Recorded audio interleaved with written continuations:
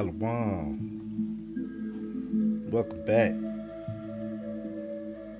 We back. Hidden Holy Lands in America. Part 5. For the tribe. Let's ride. We're going to start things off with a quick little video.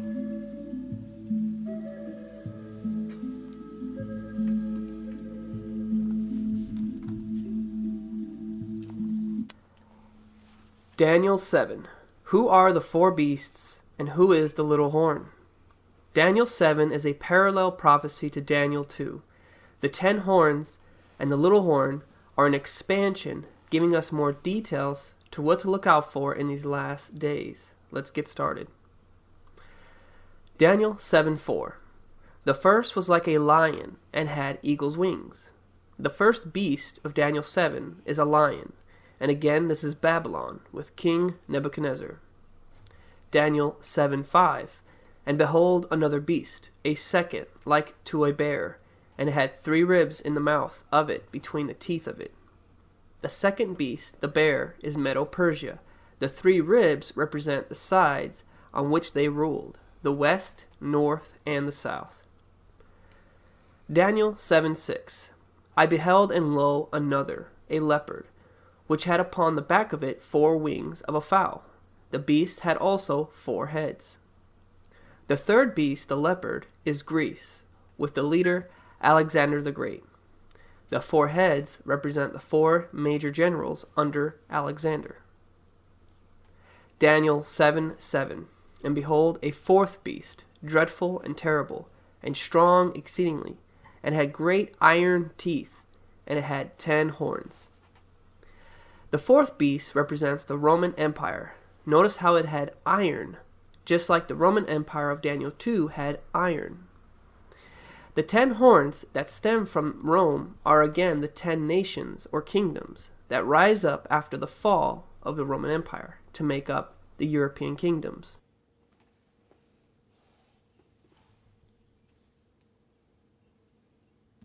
No doubt. Thank you, bro, for that. Appreciate it, man.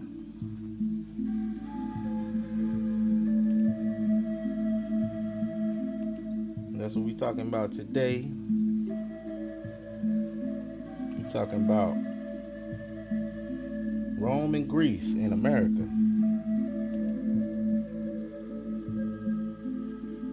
All right.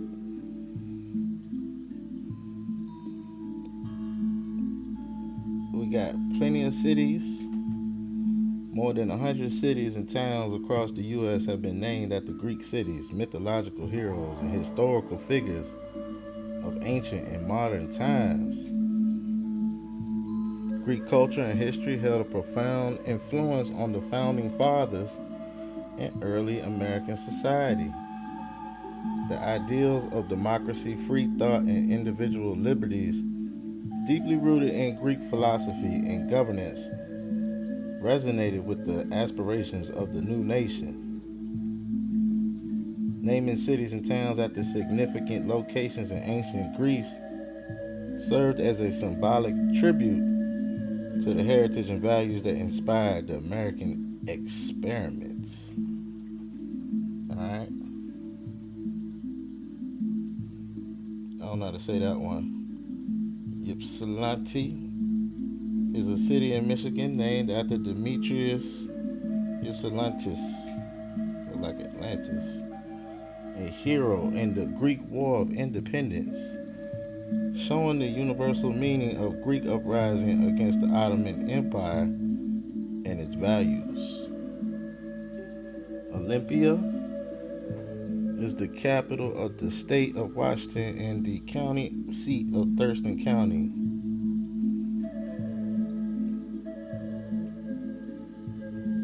Alright. In ancient Greece and Elis, known for having been the site of the Olympic Games in classical times, the most famous games in history. Athens is a name you can find in several cities in the states of Georgia, Ohio, Alabama, Indiana, Maine, New York, Pennsylvania, Tennessee, Texas, West Virginia, Wisconsin, Louisiana, Michigan, Illinois, and Pennsylvania. There's also a New Athens in Illinois and Athens County in Ohio. The name of the Greek capital and ancient goddess Athena seems particularly popular in the USA. Arcadia is yet another Greek origin name found in various states, including California, Florida, Indiana, Iowa, Kansas, Louisiana, Michigan, Missouri, Nebraska, Pennsylvania, South Carolina, Wisconsin. The home of the ancient Greek god Pan and the praised upsoiled natural environment of the Peloponnese region has been a source of inspiration in the USA. Talking about Arcadia.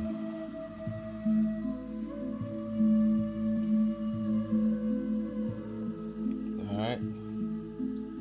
Sparta and Ithaca among U.S. cities with Greek names. Sparta has re-emerged in Georgia, Illinois, Kentucky, Michigan, Mississippi, New Jersey, New York, Tennessee, Virginia, Wisconsin. Titan Atlas, who was punished by Zeus to bear the weight of the heavens on his shoulders, is remembered in Atlanta cities in Georgia, Idaho, Illinois, Indiana, Iowa, Kansas, Louisiana, Missouri, Nebraska, New York, Texas. There's also the name Atlas in Michigan and Kansas, and the name Atlantic City in New Jersey.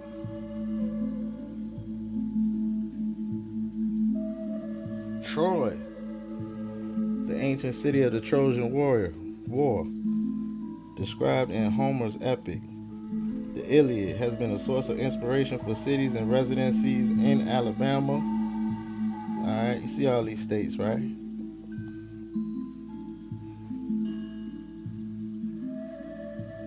The home of Ulysses, Ithaca, has been used in Nebraska, New York, and Ohio, while in a city in central Texas was named after Ulysses' faithful wife, Penelope.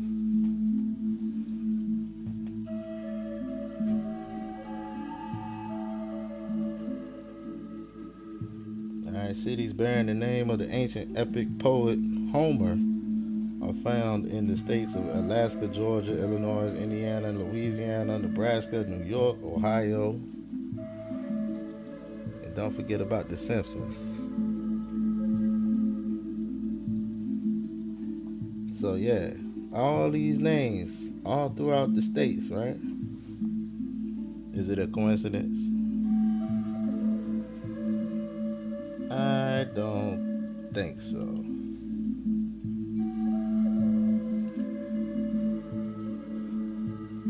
Alright, because we got the name Arcadia, right? Is found on the David Rumsey map. Alright? Isn't it interesting that instead of Tartaria, we now have Tartaria? When did we lose that R and why? Well, this article is not about Tartaria. I wanted to bring American Arcadia up for discussion. Well, they call it Acadia these days. What happened to that same letter R? And why was it omitted? I did not even know the place existed. Alright, that's coming from this guy. But yeah, as you can see, it's right here on the map, right?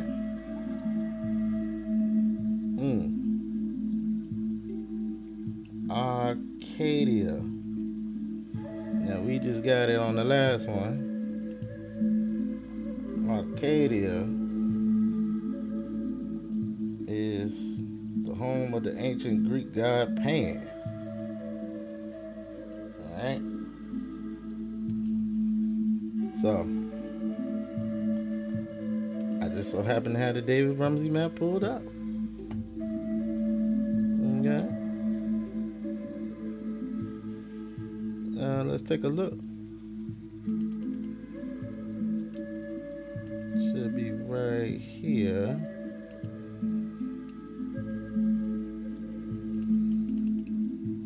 Yeah.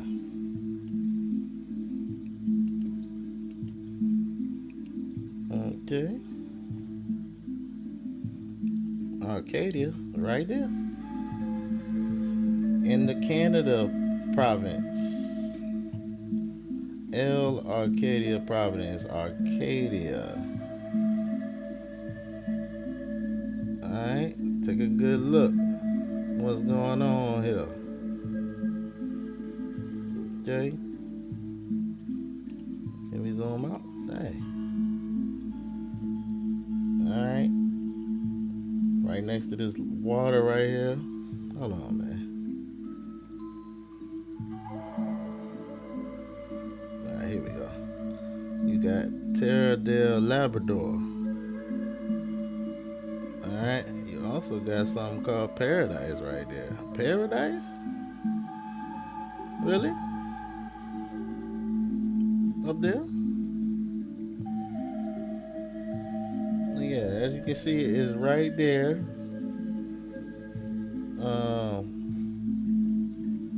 This would be what you call today, like New York, like right here, right? You got Maine and Vermont, so it's right above it. All right. Yeah, this ain't the only source we got.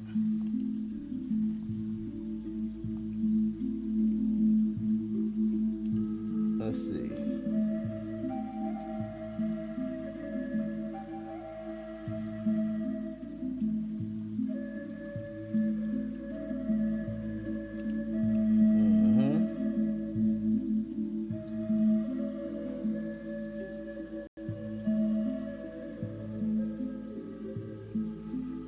Here we go again, right? This is an old historical map. Now, this map, it just says, it got the L in front, Del Arcade. They took the R out. It's not Arcadia, it's Arcade. So that's just like we got on that article, right? They playing with that letter R, right? But this is the same exact spot we just looked at on the other map. Alright. Arcadia. You got Labrador right there, right? You got that water right there. Isle of St. John. Okay. Alright, we got the same thing going on here. Mi'kmaq. Port Royal. Same map. Different source. Arcade.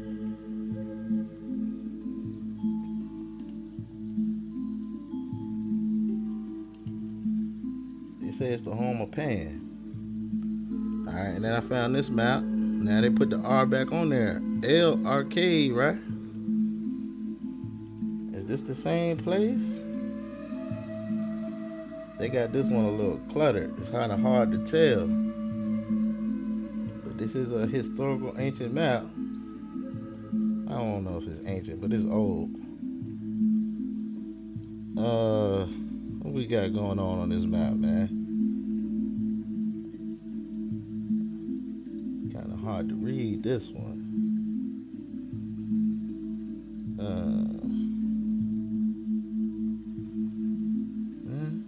Yeah, it's interesting. I see Olympics, Olympi. All right. I'm not quite sure if this is the same area. This might be with I don't know. All right.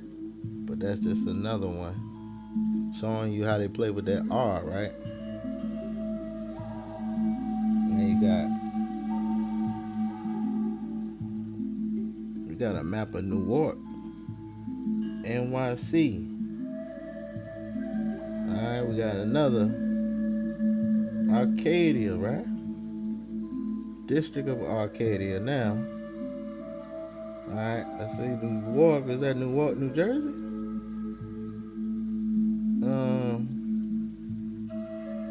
Where they got it at? It's on here. Once again, they got it kind of blurry when you zoom in on it. But this is Newark, right? Then you know it's over there in that same area. Alright. Let me see if I got another one.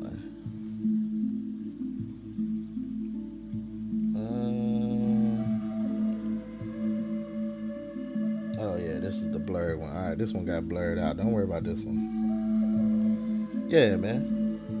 Alright, but Arcadia was a center point of Greece. Now we seeing it over here. Alright? Yeah.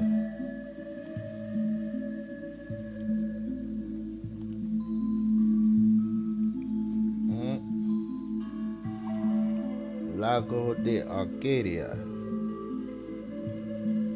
Okay? Alright, stick with me. We going on a little ride. They got what's called the Acadian Peninsula. Alright, in that same area. Today, it's still called the Acadian Peninsula. Alright, if you go over there, it's still called it today. In the corner of New Brunswick, Canada.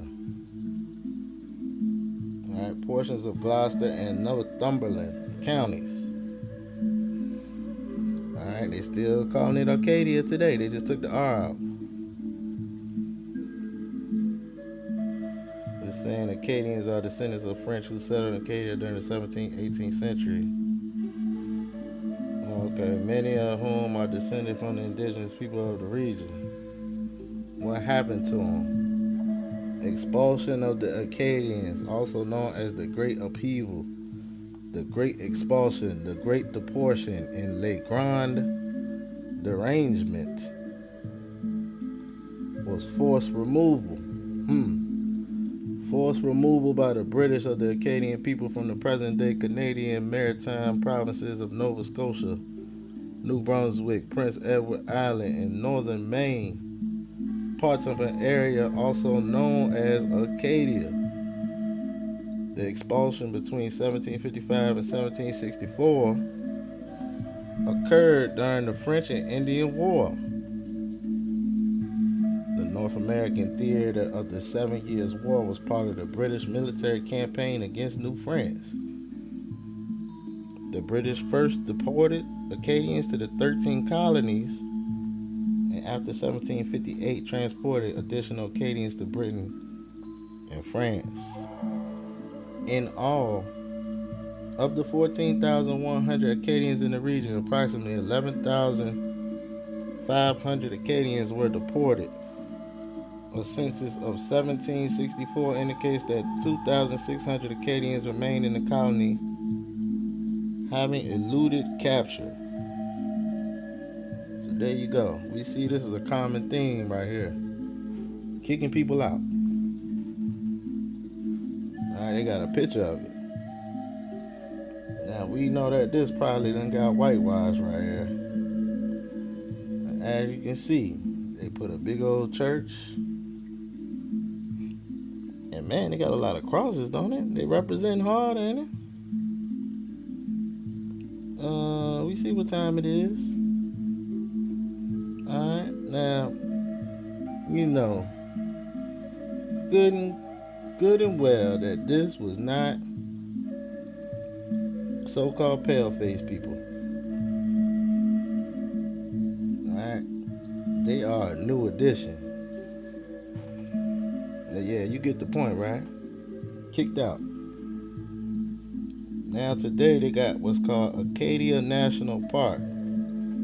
Acadia National Park is an American national park located in the state of Maine. Alright, so they just like everything else, just like Zion National Park we got on part 3, right?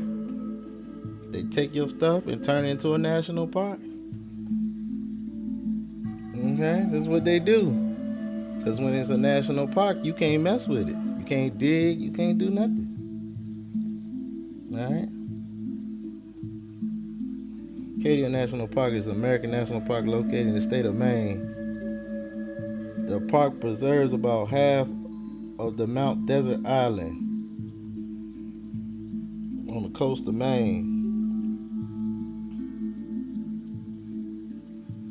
Alright? It was first a monument. Alright, just like Zion National Park, it was first a monument. And by proclamation of President Woodrow Wilson in 1916, Sieur de Monts was renamed and designated Lafayette National Park. So they playing with it, just like Zion National Park. And this was the first national park in the United States east of the Mississippi River.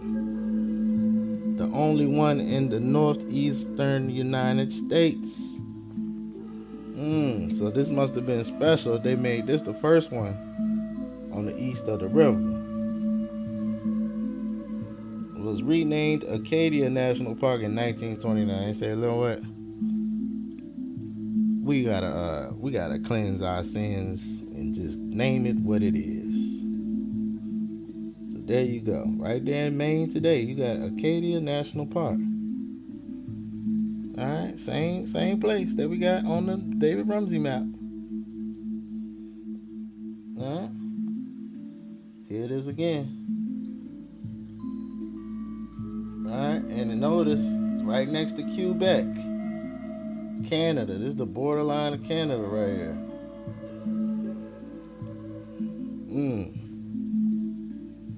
Another map. Alright, 1566 to 67 map. Same spot. Alright, Canada. Boom. And I've got plenty of sources to put it in this region. Remember, this is the home of the Greek god Pan, they say. It's supposed to be mythical. Arcadia, right? Just like they do with everything else that you got. It's mythical. It's a myth. Alright. I'm gonna try not to do a whole lot of reading on this one, but we do gotta get some reading in. But you get the point on this, right? Dream of Arcadia, they say. Because it's supposed to be a myth. Huh? Alright. I'm just gonna see what else they got on here. I think that's it. Yeah. Oh, okay. Look at that. Oh, this is the same image I used on one of my videos. Okay. I got this map right here too.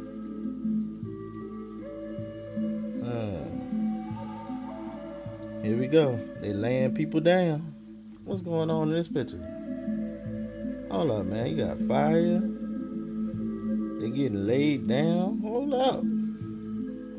What's going on right here?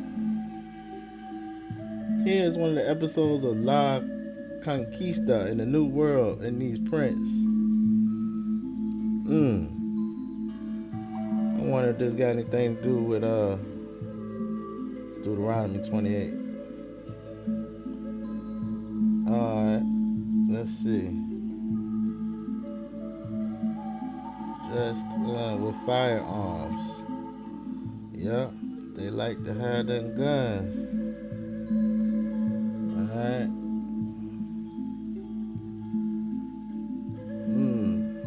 From the works of Marco Polo, who visited the headquarters of the King of Kings shortly before the beginning of the collapse of the United World Power. The following fact is clear. Hold on. Go back up a little bit. Let's try to figure out what ideals these naked people, obviously belonging, there they go, to the white race had. Also in parallel, we will try to understand the question of who these European Huguenots are. The officials write that they were just Protestants, but were they? Alright, here we go. Yeah.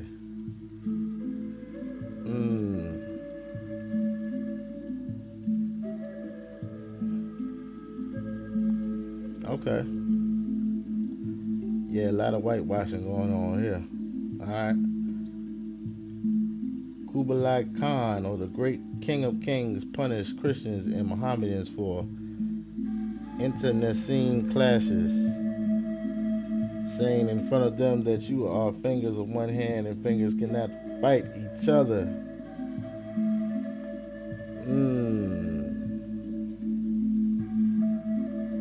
Okay.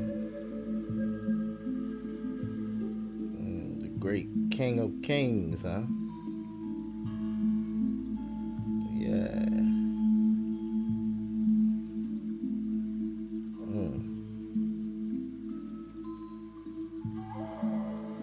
What this got to do with Genghis Khan, man?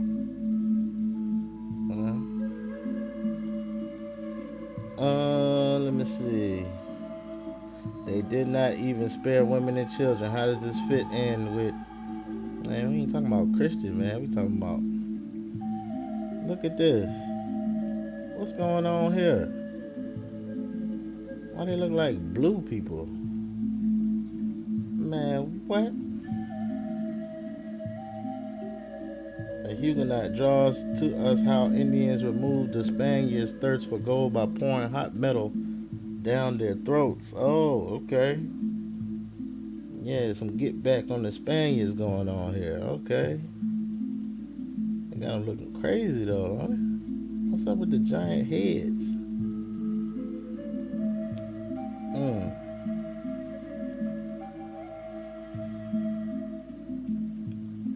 What's going on right here?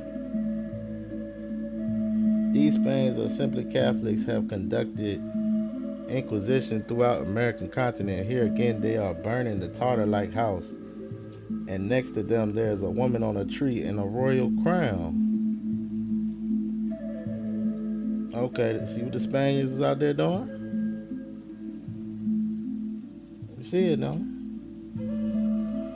Alright.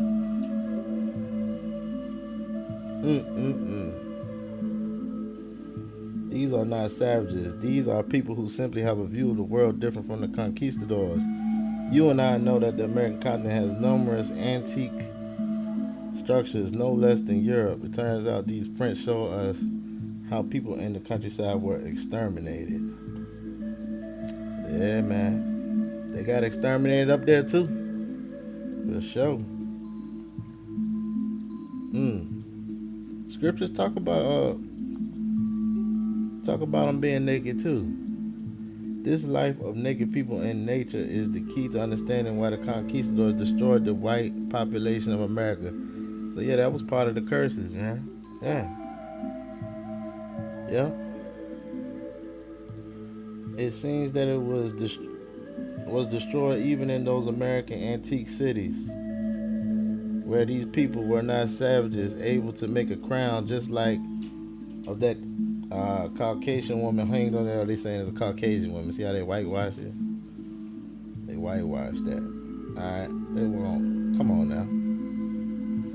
So, who are these naked white people? Why dressed? They keep saying white. Alright.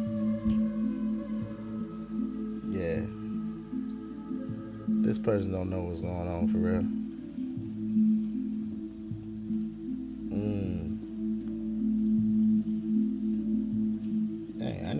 realize it was this much on this site. I was just coming to get a little bit of this. Let's see. The covenant of the great Khan or great King of Kings, that all churches are the fingers of one hand, was broken. They go to Great Khan, huh? Take a look at him. Huh. Mmm. Yeah. Uh-huh. Like a nugget to me. Alright. I think it's America. Okay, Cortez, and we getting into all that. Alright, so I won't come in here to get into all that today. I really wanted to talk about Arcadia and get on these maps. Alright, we here to talk about Greece and Rome and America. Alright, now, interesting enough, when you go to scriptures, right? Alright, check this out. I'm gonna search Greece. Oh, there it go.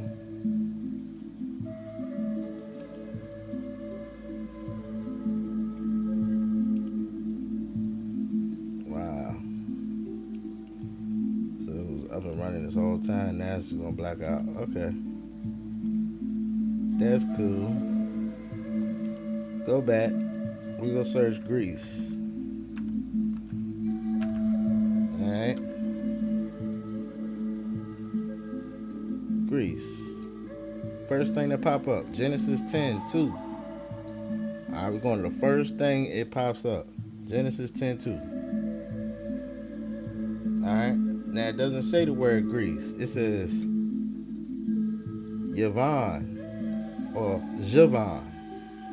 The sons of Japheth, Gemer or Gomer, Magog, Madai, Javan, Tubal, Meshach, and Tirat.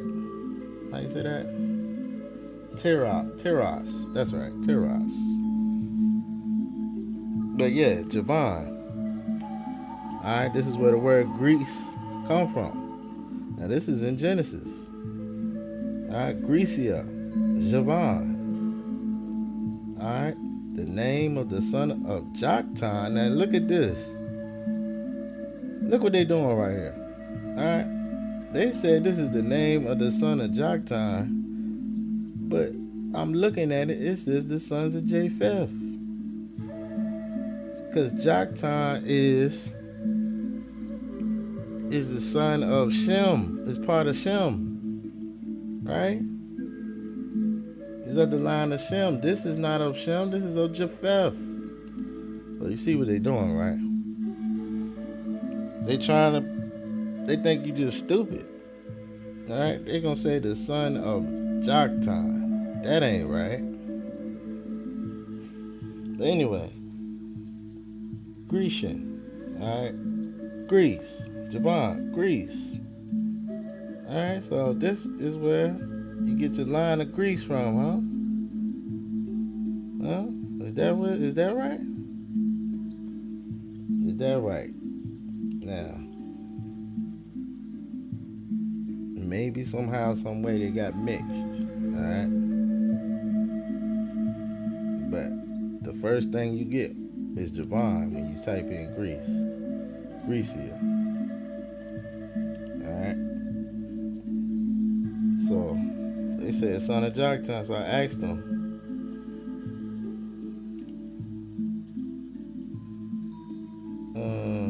What is that?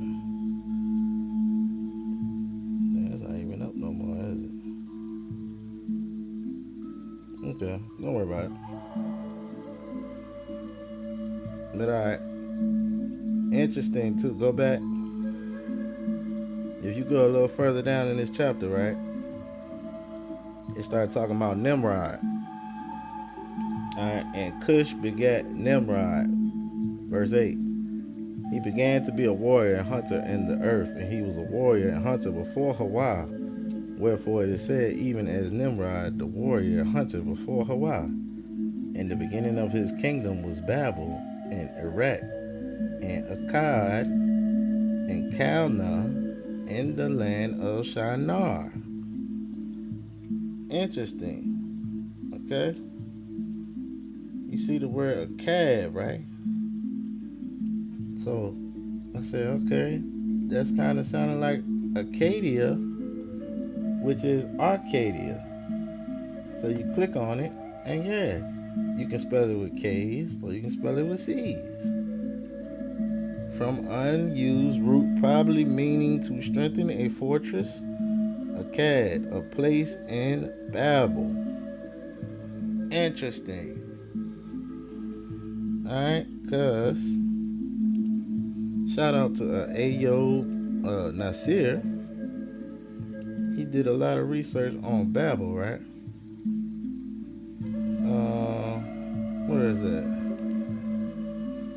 Let's go to Acadia. Acadia National Park. Alright. Now this is right over there where they said that in Maine, right? Or right next to Maine. But yeah. Hold on. Zoom out so we can see where we at. Alright, yeah. Okay. So, right there in Maine. Now, this is borderline Canada. Alright. Now, thanks to Ayo, I think UB News did a section on this too. But we know that original Babylon was right up here in Quebec. Alright? And that's what scripture has just said. Right? They can keep my place. Let me see. Babel, his kingdom, Nimrod, was Babel, Erech, Akkad, and Calneh in the land of Shinar. Alright? Babel is right here. See Acadia, right? Alright? Babel is right here. Because we know the Tower of Babel was right here. You can easily see it. Alright? This is where the Tower of Babel was at. They even got it written on here. Lewis Babel Ecological Reserve. Alright? This is the location of Babel, of the Tower of Babel. So this has to be the land of Babel. Alright? Right here in Canada. Alright? Because when it got destroyed, you see that giant ring around it? Alright? It got tore up. Alright, that was the Tower of Babel, man. Alright, go check Ayob Nazir. He got a nice breakdown on that. I ain't breaking all that down right now, but I'm gonna let you know that this is Babel. And that would make sense for Arcadia to be right next to it. Alright? Yeah. Alright, Labrador, right there. Newfoundland, Labrador, just like we got on the map. Babel is right here. Alright, it'd be nice if you could find something that says Shinar or something right here. I'm pretty sure we can find something if we look long enough. But I thought that was interesting. Alright, let's keep it moving.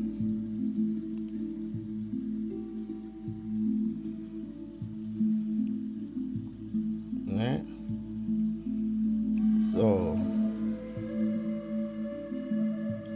who were these so-called Greeks? Alright, let's get a little history on them. right, Greece in the Roman era describes the Roman conquest of ancient Greece, roughly the territory of modern nation state of Greece, as well as the Greek people and the areas they inhabited and ruled historically. It covers the periods when Greece was dominated first by the Roman Republic and then by the Roman Empire. In the history of Greece, the Roman era began with the Corinthian defeat in the Battle of Corinth. However, before the Achaean War, the Roman Republic had been steadily gaining control of mainland Greece by defeating the Kingdom of Macedon in a series of conflicts known as the Macedonian Wars. The Fourth Macedonian War ended at the Battle of Pydna in 148 BC with the defeat of the Macedonian royal pretender Andriscus.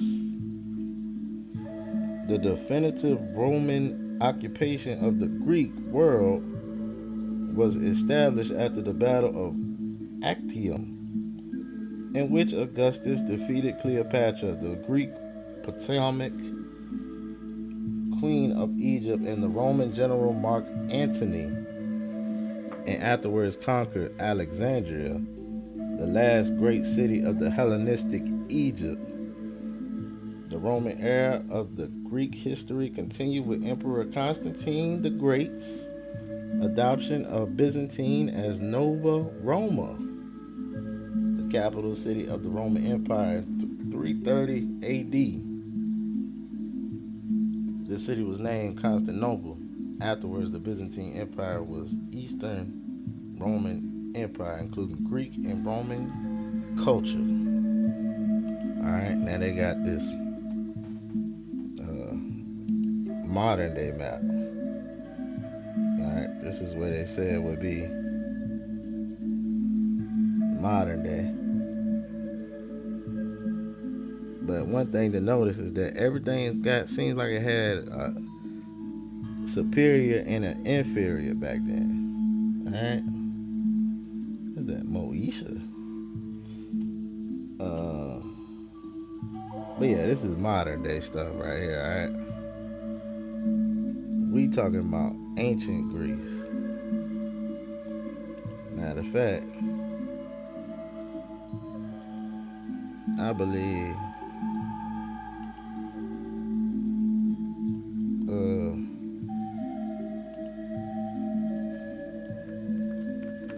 since we're talking about it, Athens.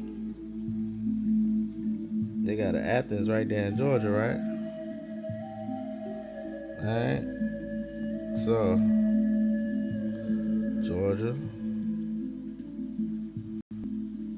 Greece. Alright. It could have been all the way up here. How big was Greece? I believe this is the original Athens. Right there in Georgia. And this is most likely the original Alexandria. Alright. Over here where the capital is at. DC.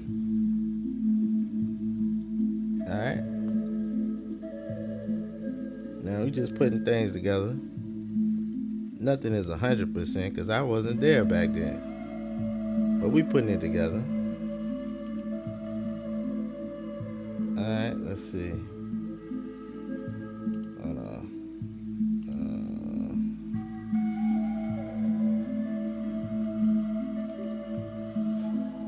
Oh yeah, I got a couple more maps. Let me see real quick.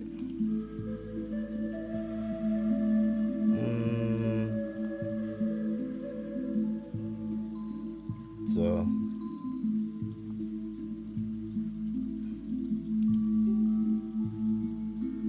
now these maps right here, these are like kind of made up maps. I don't know if these are historical maps, but it's interesting.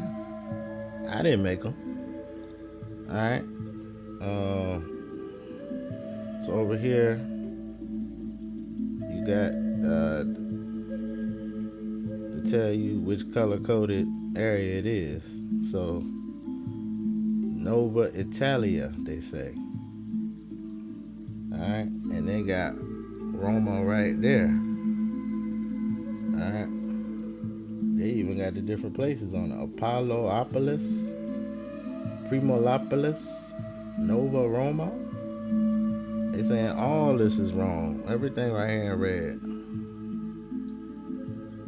Alright, Olympus, Sparta right there. Nova Sparta, Constantinople. Now I'm not saying this is accurate. Alright, but I thought these are interesting to check out. Conlit, Shambhala.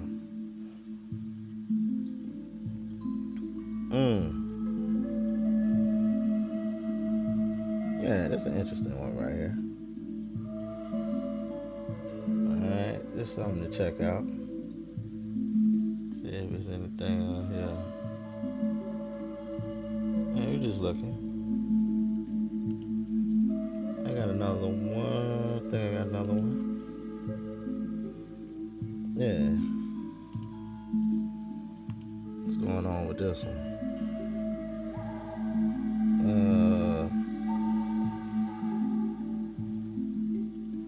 Dang, I need to zoom in on this one. So we got, what's the sponsored map? Alright. North American colonization by the Holy Roman Empire, Italy, Denmark, France. Okay. We got the different colors.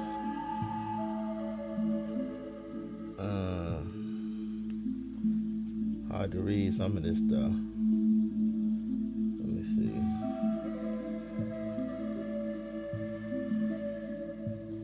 Let's say New Hearing region. Alright, but it's got this area, just like the other map, blocked off.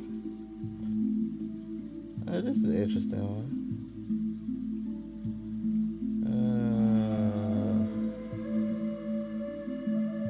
What did I say? What kind of land is that?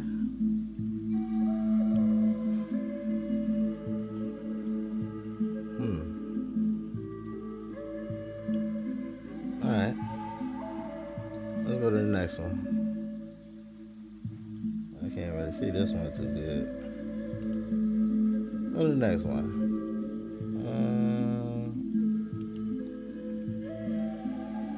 Alright, this is a little map to let you know who was controlling what. Alright. See, all this was Confederate at one time. Then you had the United States. Republic of Texas. That was also Texas. Alright, Dominion of Canada. Colombia.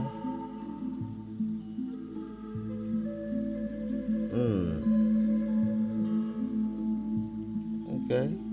Union of New Mexico, huh? Republic of the Rio Grande. And this is just desert. That's interesting. The British Bahamas. Alright.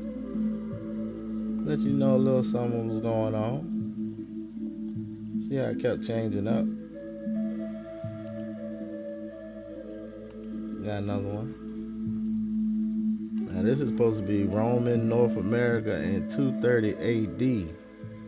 So they say. Alright.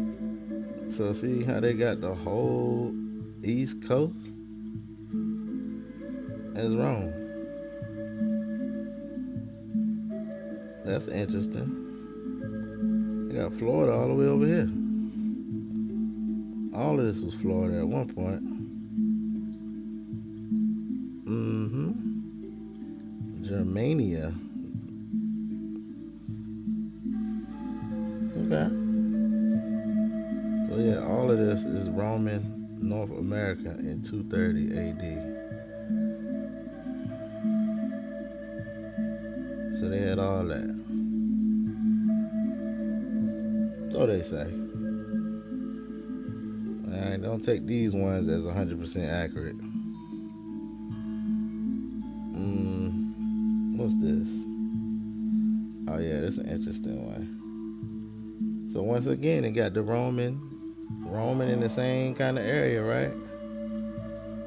You got the Huns over here on this one. Alright, they got the map sideways. But that's how they wanted to put it. A Jin dynasty right there. Sasanian Empire. Alright. Let me see if you can zoom in on this. That's it? Gupta. Huh. So yeah, you got Florida, alright, right there. With the Roman Empire. What we got going on? The Huns. I can't read these other ones. What that say? Wish I could see that. Okay. What does that say? What does that say? Ireland? What does that say? I can't read that. Alright. We're gonna keep it moving. We just had to check things out real quick. Get a little brief little look. Alright. I got another one. Okay. Now this is the modern day, okay? But they saying this is Antiqua. And this is just to show you that Arcadia was supposed to be right here. I see Arcadia. Alright. And this is on the modern map over there. They got in Europe. Alright. But it's supposed to be Antiqua. Grecia Antiqua. Okay.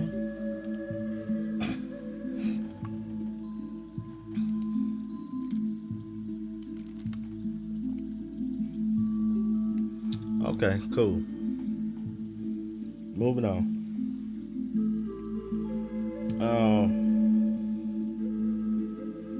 What's this? Did we get this already? Yeah, we got this one. Okay. That was on stolenhistory.org. So now let's talk about these Idumeans. Alright, the Idumeans, Josephus on the Edomites' origin and relations with Judeans.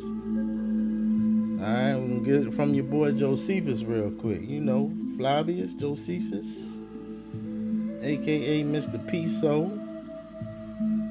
Alright, who helped fabricate the New Testament.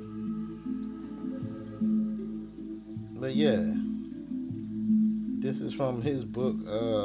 Which book is this?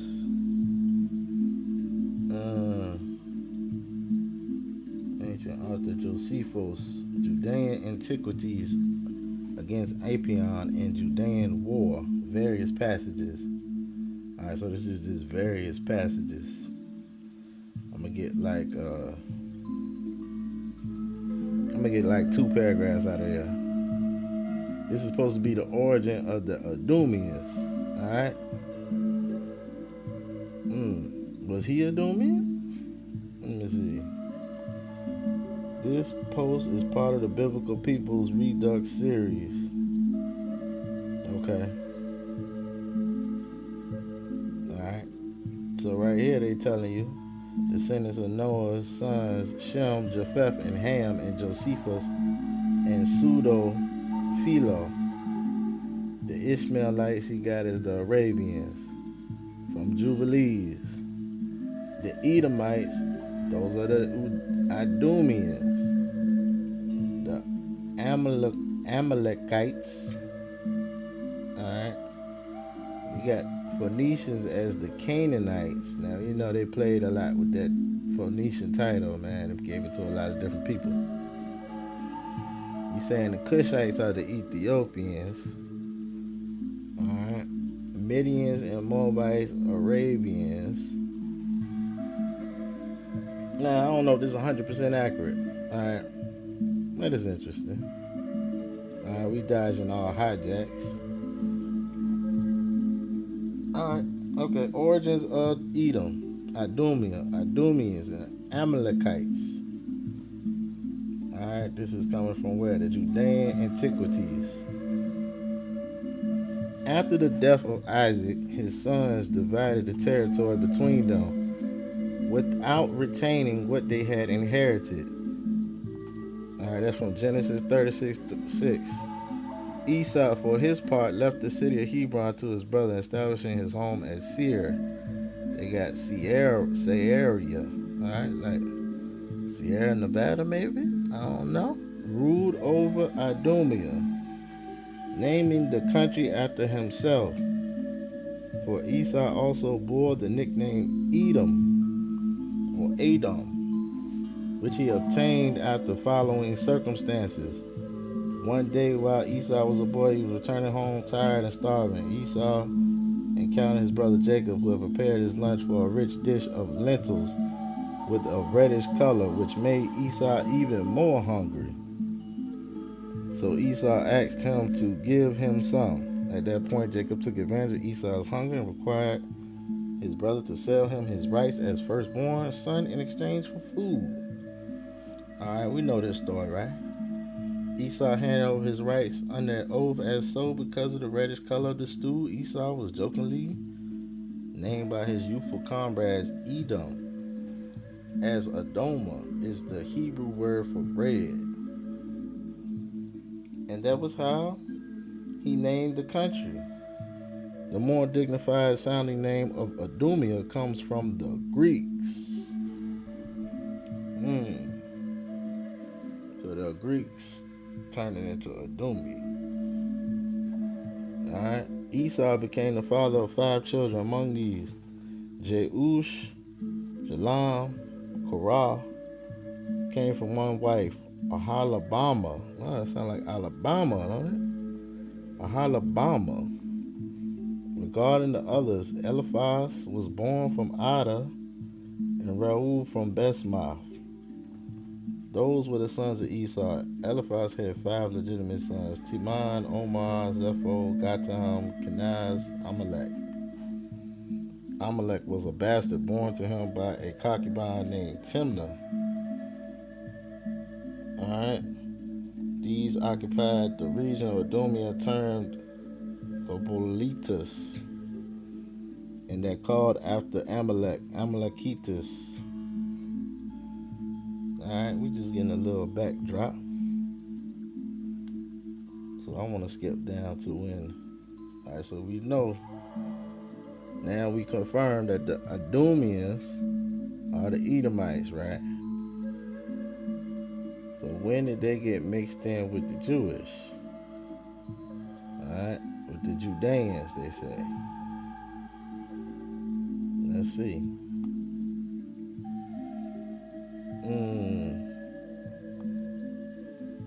Alright, this is just a lot of history on the Idumeans. I'm gonna get to the part. Here we go.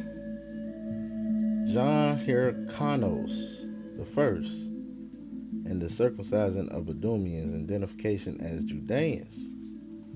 As soon as he heard about the death of Antiochus, actually Demetrius II, died 125 BCE, Hyrcanos, high priest, marched out against the cities of Syria, thinking he would find them empty of fighting men and of anyone able to deliver them. As in fact was the case, he captured Medaba, old Moabite city under Nabatean control, now in Jordan, after 6 months, during which his army suffered great hardships.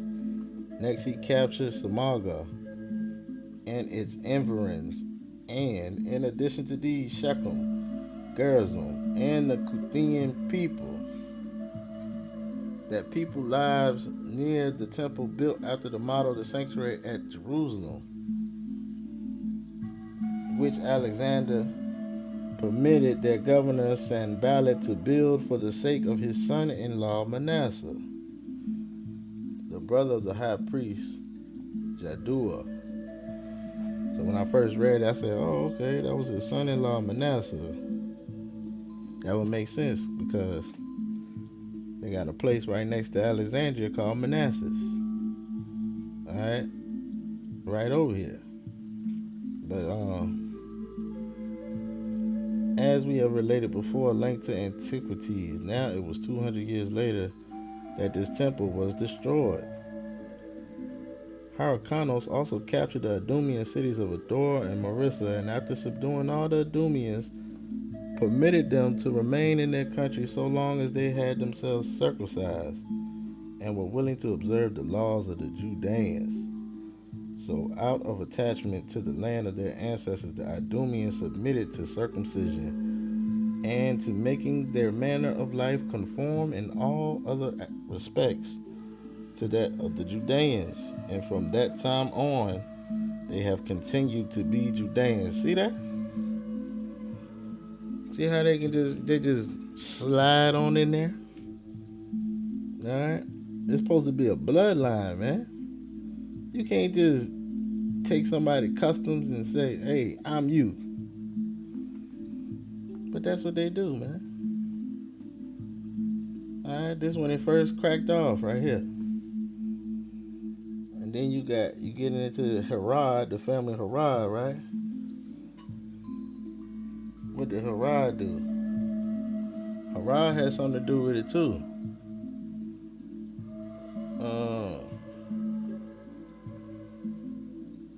Let me get one more paragraph. Wait a minute. Hold up.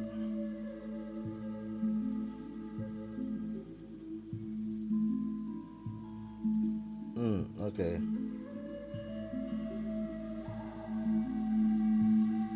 Here we go. Alright. Costoberos, the Idumean, diverts from Judean customs in allegiance to Herod.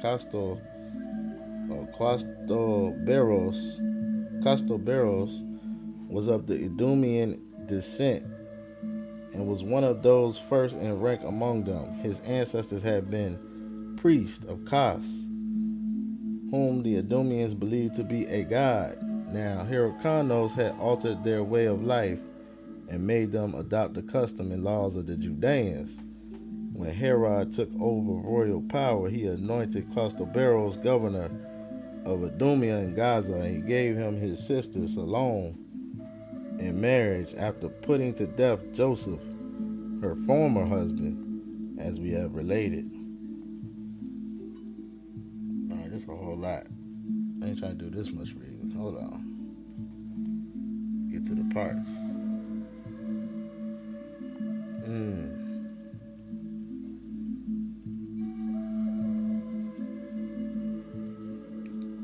Alright, let's get to the result. The result was that no one was left alive among the family of the Hyrcanos, and the kingdom was completely in Herod's power, there being no one of high rank to stand in the way of his unlawful acts. For this reason, Herod went still farther in departing from ancestral customs. Through foreign practices, he gradually corrupted the ancient way of life through foreign practices. Alright, that's your man Herod, man. King Herod, alright? So he had something to do with it too. But yeah, this tell you all about the Idumeans right here. Alright, we ain't gonna get into all that. We can keep it pushing. But yeah, Colorado, right? Colorado. Does this have anything to do with Edom or the Idumeans? Because Colorado literally means colored, to color. Alright, reddish, dye, paint, to color, get tanned. Alright, color of the skin, color in general. So this literally means the color red. Colorado, the color red. right? And we know, well, if you don't know, they got something called the Colorado Plateau, all right? And certain parts of it is fascinating, man. Look at this. That don't even look real. But yeah, it's real red out there in the Colorado Plateau. All right. And the Colorado Plateau is in the midst of all 40 states. All right. Arizona, Utah, Colorado, and New Mexico. But they said that Edom was right next to Jacob, Esau, right? So he had to be somewhere over here, right? Look at that. Oh yeah, I thought that was interesting. The word Colorado means color red. If you didn't know. But yeah, we're moving along. Moving along.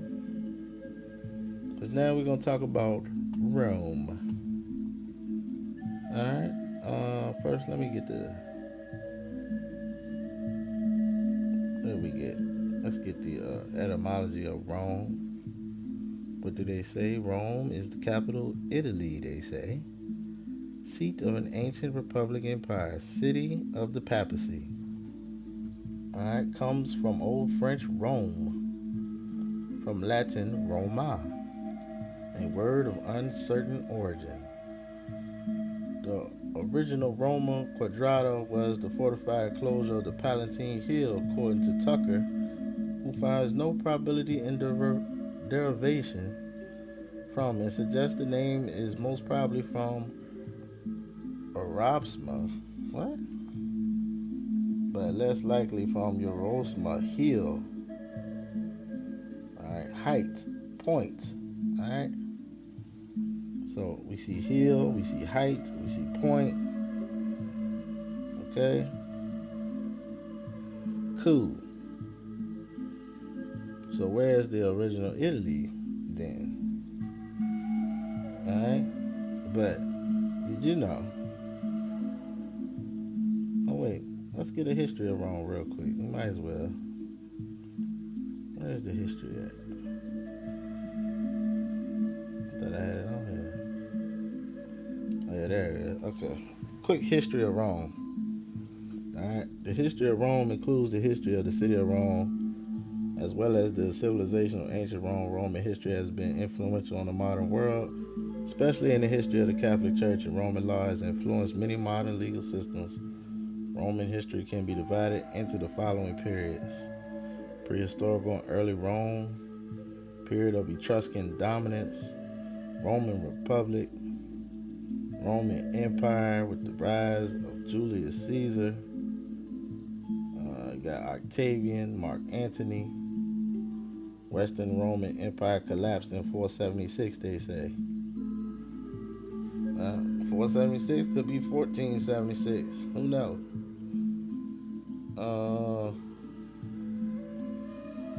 Medieval Rome is characterized by a break with Constantinople and the formation of the Papal States. The Roman Renaissance occurred in the 15th century, so there we go, back in the 1400s, when Rome replaced Florence as the center of artistic and cultural influence.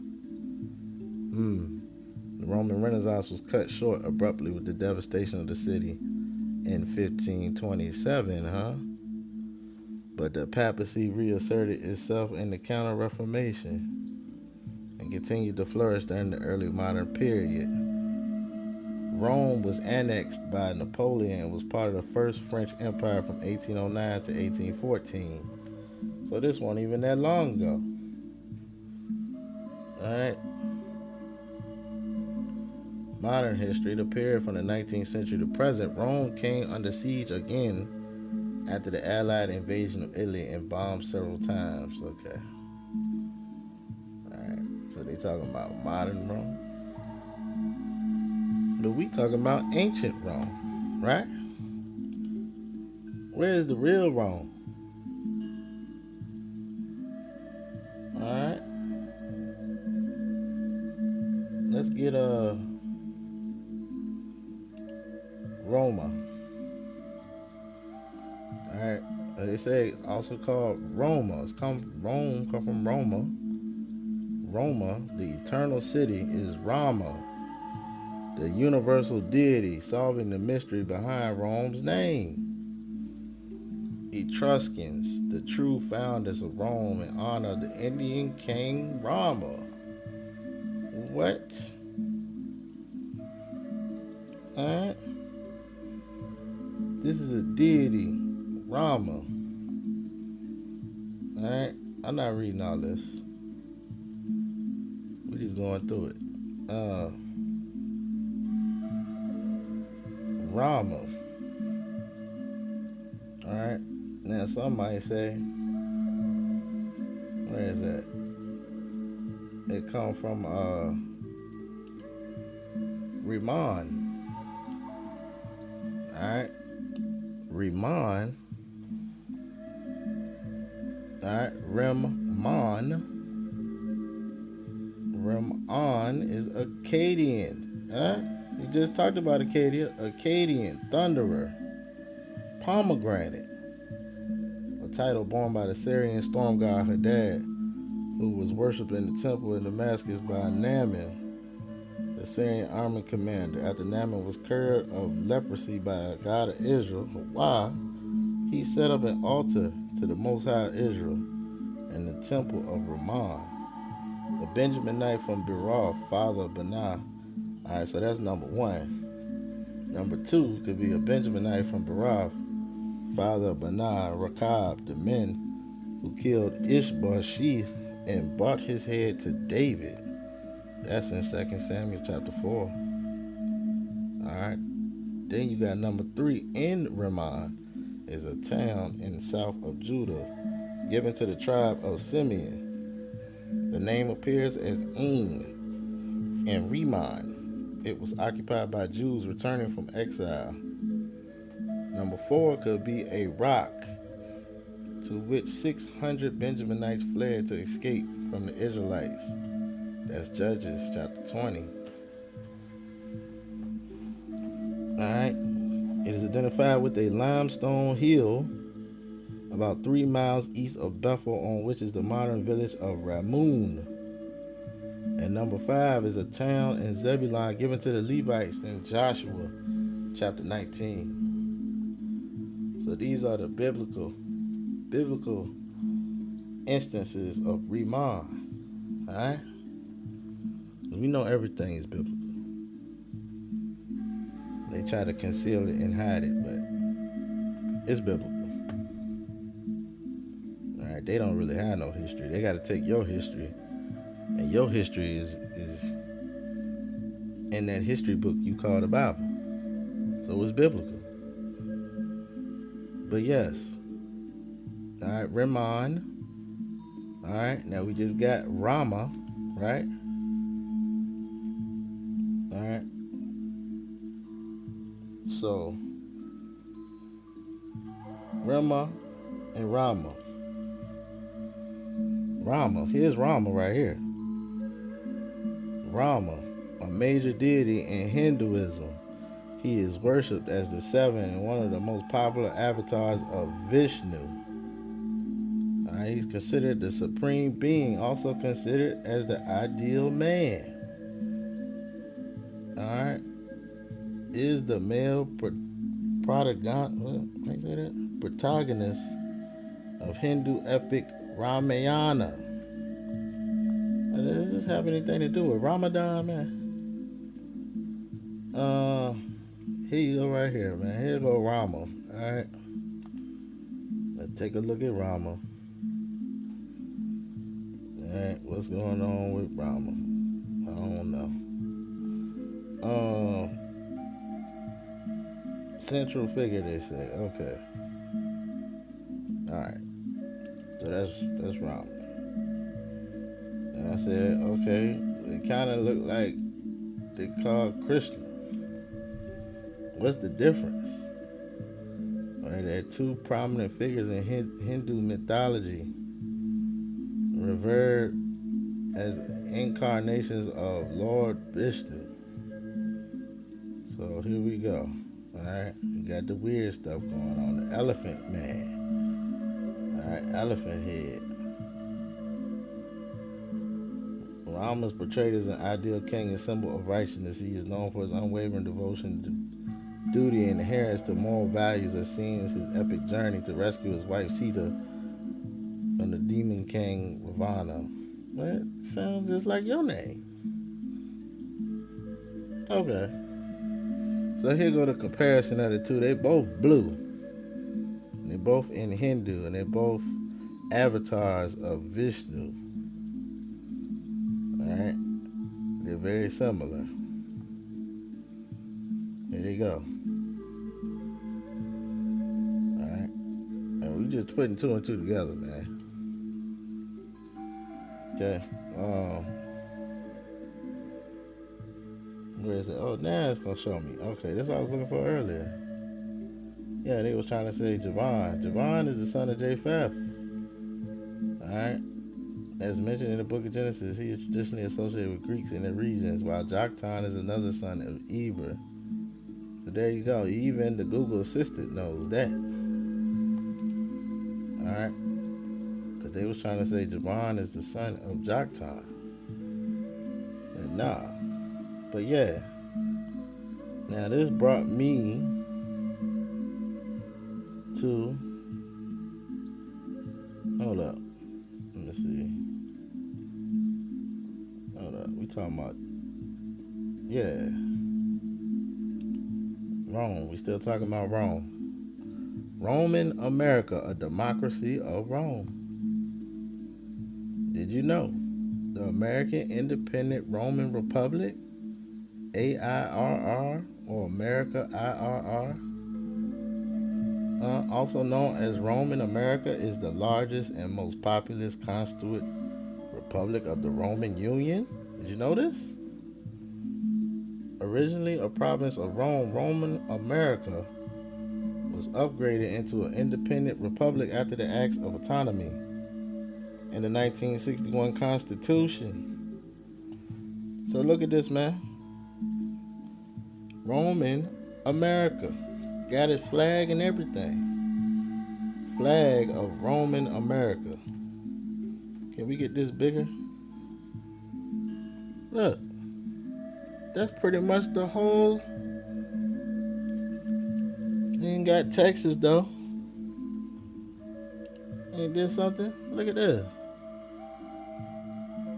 They got their own special flag. Huh? What's going on? Who over here? Clinton. Oh. Do they tell y'all about this? Do you know anything about this? Wait a minute. What is all that? They got everything?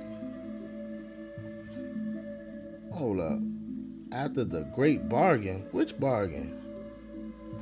So they expanded?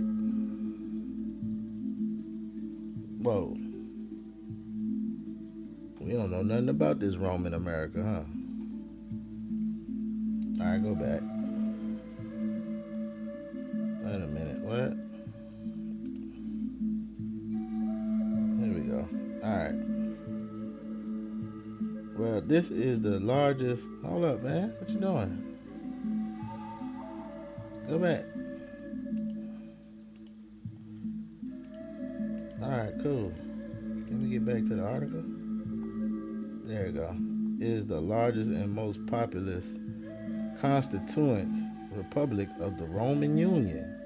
Originally a province of Rome, Roman America was upgraded into an independent republic after the Acts of Autonomy and the 1961 Constitution.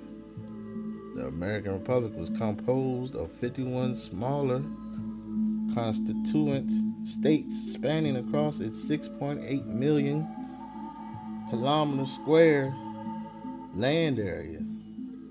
The country has a long history of demanding independence from Rome. So did you know that Rome was still in control? Yeah, it's called Rome in America. Alright.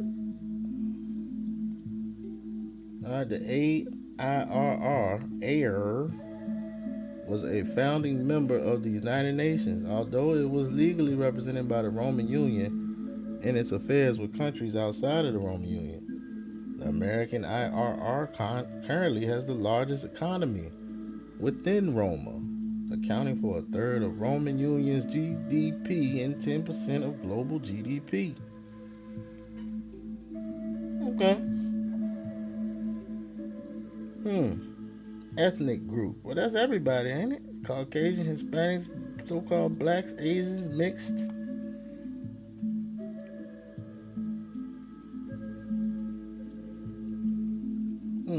Language. Yeah. Joseph Biden. Is that Joseph Biden? Kamala Harris? I thought it was Kamala. Kamaria? Alright, this must not be updated. Roman America is situated in North America, bordered to the north by the Confederacy of Socialist States of America and Roman Canada, to the south by Roman Mexico, to the east and west by the Atlantic Ocean and Pacific West. So they got everything on lock. Alright? During the East-West Division era of Rome, after the defeat of Nazi Rome in World War II, America was divided into two separate entities: the Dominion of America, West America, of the Roman Federal Republic, West Roma, and the Oblast of America, East America, of the Roman Democratic Republic, East Roma. Did you know that? It's West Roma and East Roma. East Roma established the American Wall, concrete wall 20 meters high, covering the 4,000-kilometer border between East and West Roma's territories in the continent.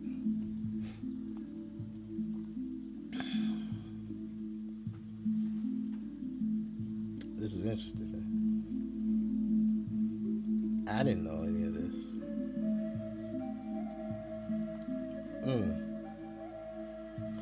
After the Second Act of Autonomy in August 1991, the Roman Union moved its federal capital every 5 years among members' republics' cities.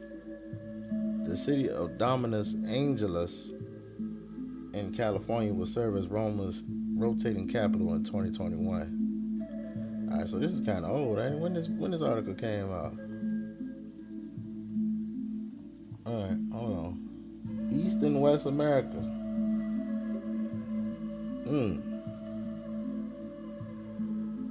This is wild. The fight for lost territories in North America. Wow.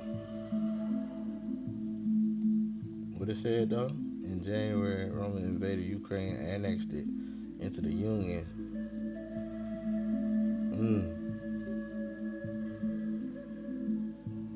Whoa. So they expanded. They taking everything. They got everything. Well, okay. There you go. It's still Rome, man. Ain't nothing changed. You just might not know about it. But it's definitely a Roman America going on. Alright, now we're going to take a look at America's capital. Alright, antiquity in America's capital. Alright, that's an old picture of the right there. Okay.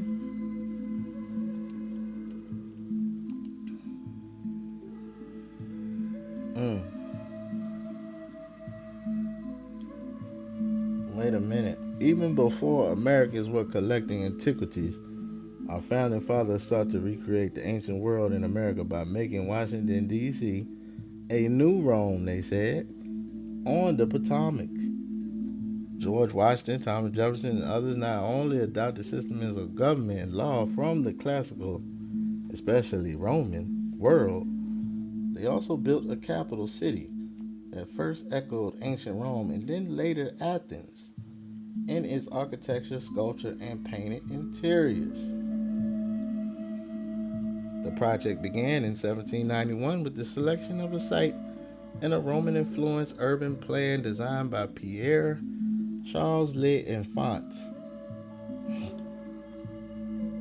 Just as Rome sits on a bend in the Tiber River, Washington, D.C., is nestled in the crux of two rivers.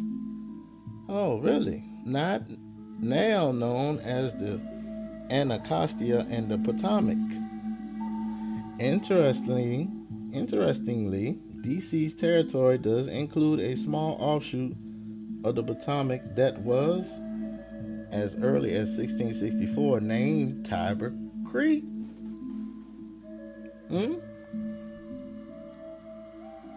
So in 1664, it was still called Tiber Creek.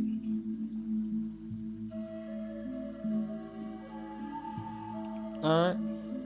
Parallels to Rome's religious hub, located atop the city's highest hill, temple to Jupiter Optimus Maximus on the Capitol line, or Carlus Capitolinus in Latin. The U.S. Capitol, the nation's central legislative building, was built on a small rise dubbed Capitol Hill. The names of the hill and the building are spelled with an O at the Rome's Capitol line. Other urban features of DC that echo ancient Rome include the monumental scale of federal buildings and the inclusion of plazas for public and civic statuary, like the equestrian statue of Andrew Jackson. DC's mall is even modeled on the political, religious, and cultural center of the Roman Forum. Alright?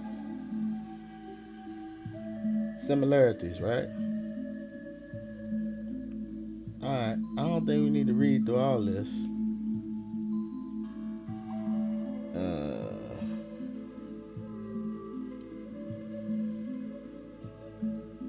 Wait, what? One example may be seen in the pedamental sculpture over the Capitol Senate wing that includes a dejected Native American chief modeled on the Roman portrayals of defeated peoples and provinces they had conquered, thus adapting Roman modes of showing subjugated others for depicting indigenous American people. You see what I just read?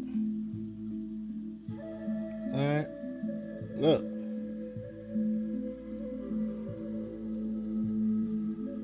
And I was just in DC earlier this year.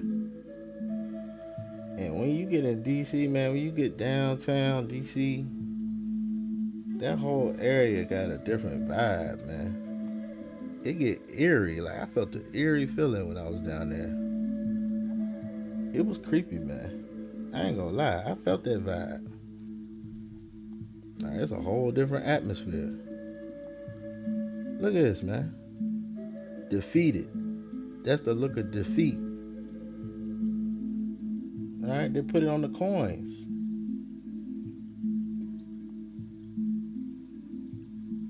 Just like Rome, huh? Just like Rome, they say. Huh? Look.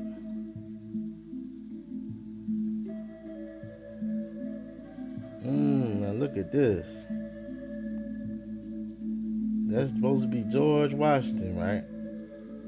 Well, there goes Zeus right there. And look at this, man. They should be ashamed of themselves. Look at this. There go your man George, man. Hold on, man. Because that reminded me of something when I saw it.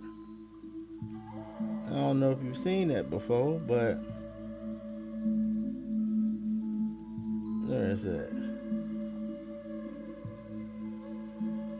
Hold up. Yeah.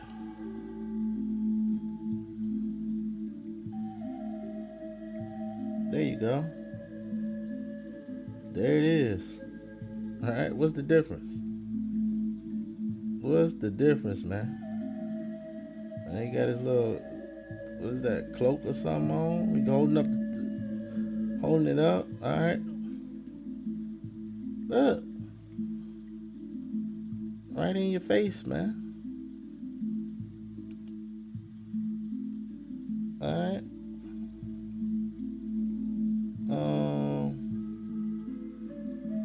Where we was at? Where we at, man? I keep losing my own place. Yeah, that's it.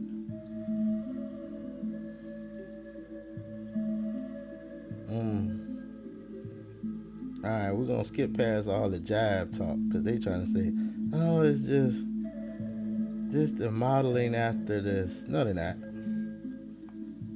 All right, no, they're not. This is the original, man. All right, because did you know Washington was originally named wrong? Maryland. It was originally named wrong, Maryland. Okay, nestled in D.C. history, a surprising connection known Rome in Maryland. Okay, all right. Transitioning from European inspiration to American reality, the landowner renamed Goose Creek to Tiber Creek. This act mirrored Rome's iconic river Tiber. No, it didn't, because this is the original. Just like they do with everything else, man. Alright? Francis Pope acquired the land in 1663. Alright? That's the same name as the Pope that just passed.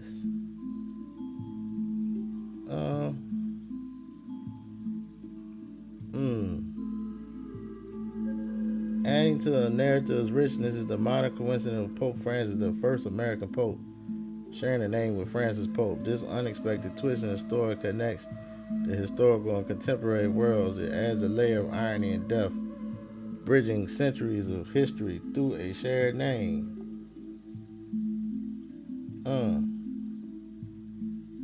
Wait a minute. Where the part when they talk about the hills at? Did we miss that? Let's get it back one more time. Hold on.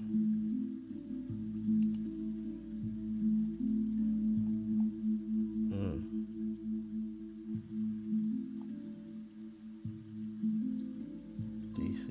Okay. Hellenization of DC.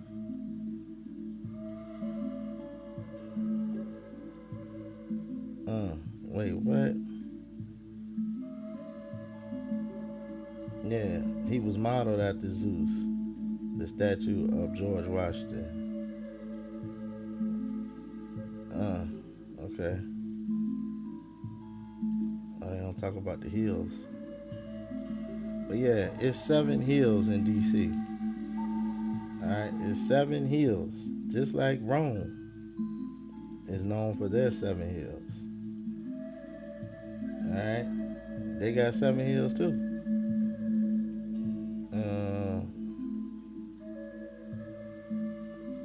I mean, just look at the architecture. What architecture? The architecture of DC. I mean, look at it.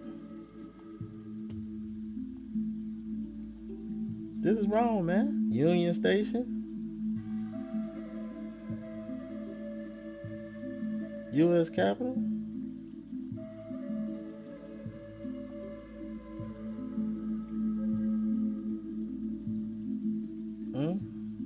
Smithsonian Castle. That's a real castle right there, man.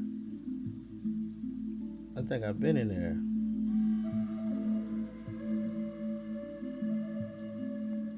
Look at this.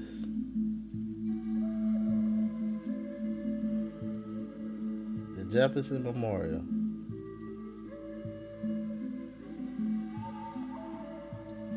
They got a National Museum of the American Indian.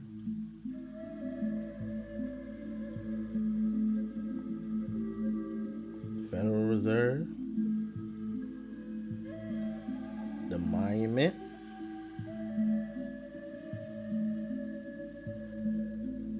Washington National Cathedral, all right, the Hirshhorn Museum and Sculpture Garden, U.S. Supreme Court, Library of Congress. We're just gonna run through them. Lincoln Memorial, all right, National Archives Building, yeah, and not to mention all the statues that's down there.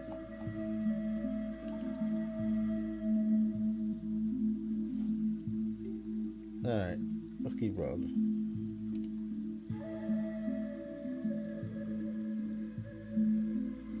All right, look at this. Yeah, here go Rimon. All right, also known as Baal,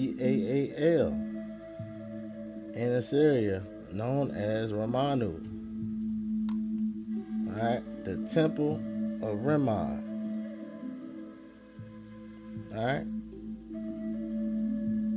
now that's in Kings, Second Kings, Temple of Rimmon. Where is that?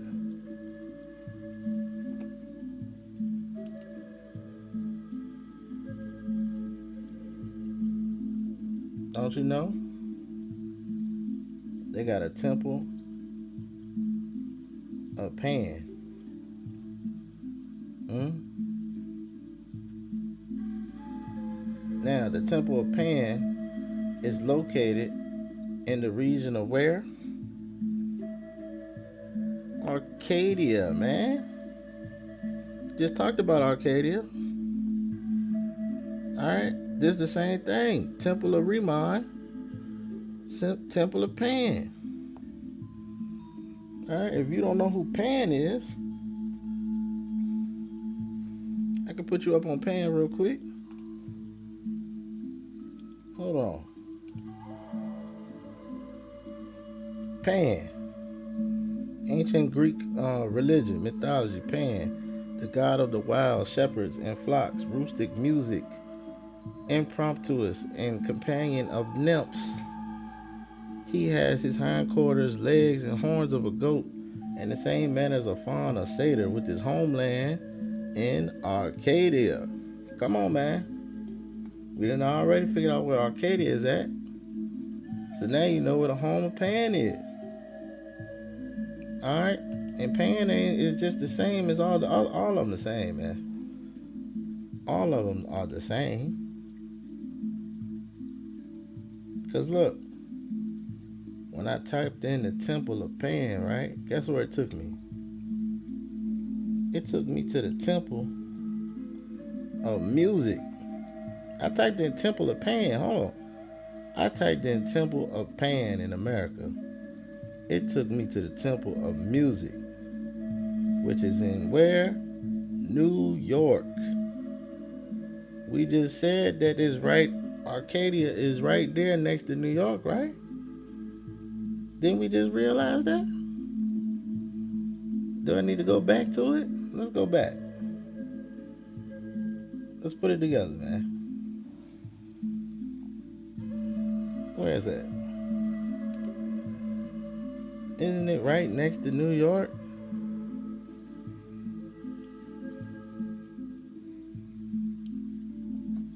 Let me get it real quick, man. Arcadia.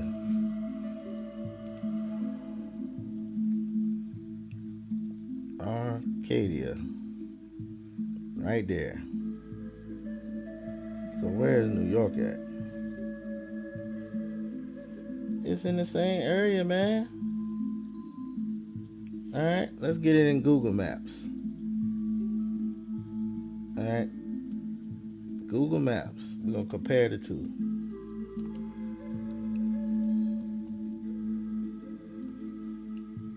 Let's see.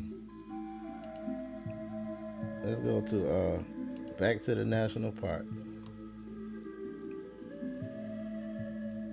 Boom. Alright.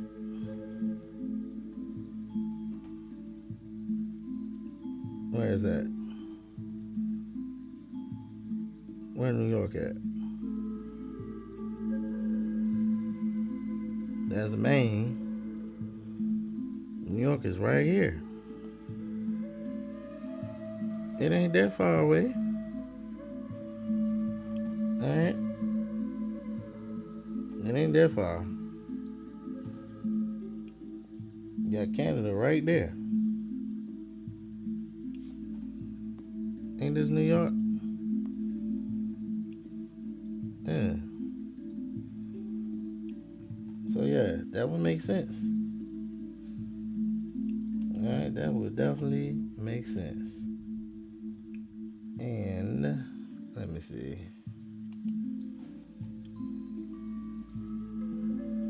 Hold on.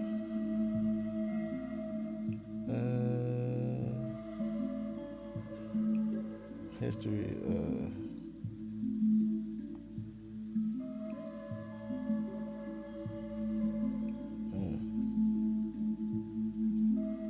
We already got this, didn't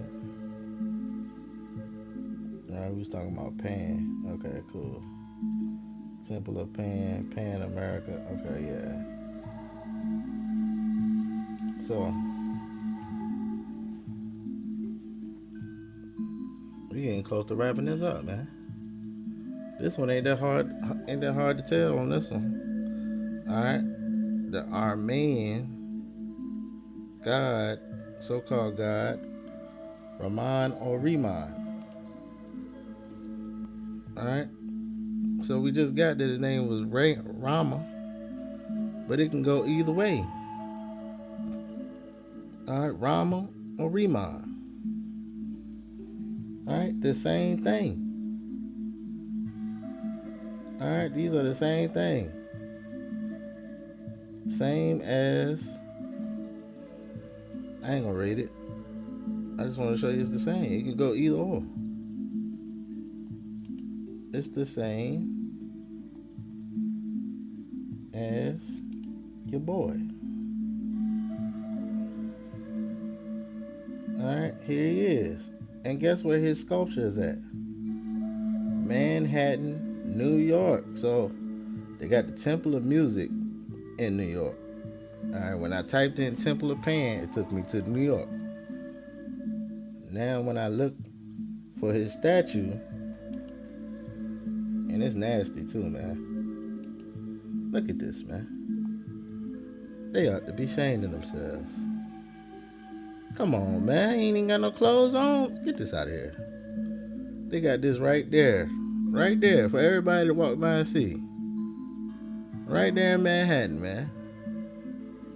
With this foolishness. Alright? Yeah, I don't want to see all this, man. Let's go on. Let's keep it moving. That's your man Pan right there. Alright? He's the same thing as Baal. Same thing as Rama. It's all the same. Alright? Let me see if there's anything else I want to get up out of here.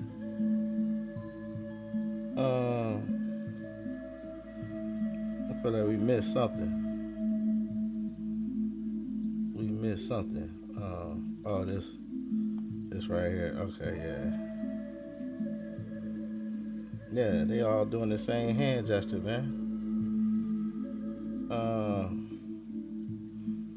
This is about when they got transferred over. Conversion. Alright? During the Spanish Inquisition. Alright? But at this point you get the point, right? You got a little quick article. I'll run through this real quick about Arcadia. Somebody typed this up from Louisiana University. Alright, thinking of that. Okay.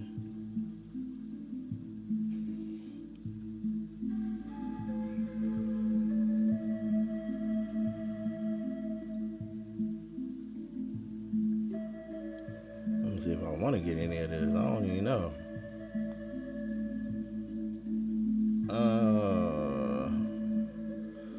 Greek myth of Arcadia. It's not a myth. All right.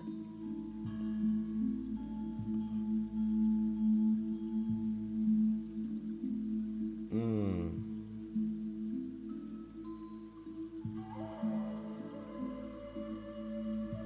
Okay. Here we go. Since we was just talking about them, Arcadia is the place of peacefulness and rural simplicity, an area of mountainous forest. It is a place of living off the land, but within the means provided. It is simply natural beauty. It is a landscape for protection, escape, projection. It is a place where we once lived before we were keeping track of time, counting days or money. It was the land of the Greek goddess Artemis, aka Pan. All things Hermes. There we go. You see who it is, right? Hermes, Dolph, Pan, all of them. Mind, intellect. The Arcadian landscape also reminds us of the Greek verb arkein, all right, to be strong, to endure, to be sufficient. All right.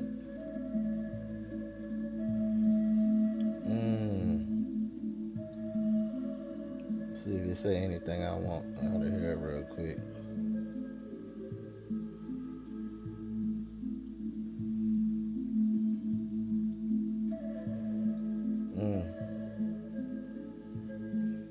All right, cool. I don't think I want to get nothing out of here. I'm trying to see if he said anything about the hills, man. We didn't get about them hills though. All right, cool. I got a couple little things from Chat GPT that we can get real quick.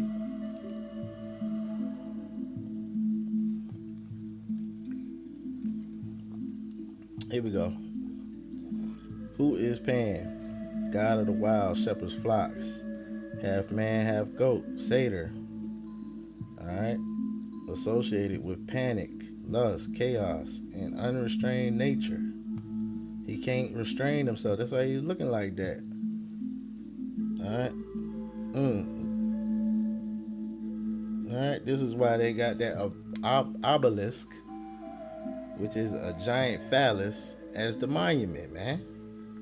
All right, because of this right here, they was walking around with erect phalluses, man.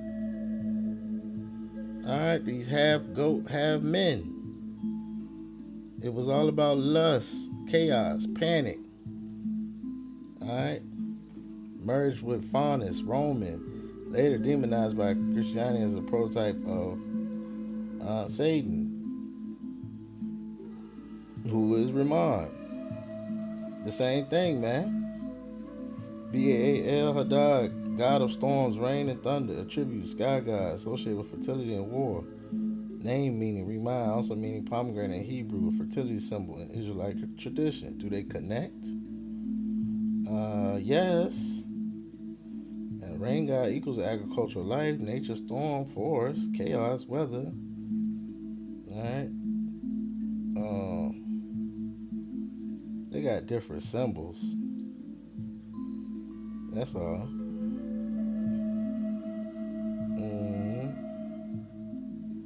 Riemann evolved or was rebranded as Pan in the Greco-Roman culture after the dispersal of the Semitic people. Alright? Pan is considered a mask that hides older deities like Ba, Moli, and Remi.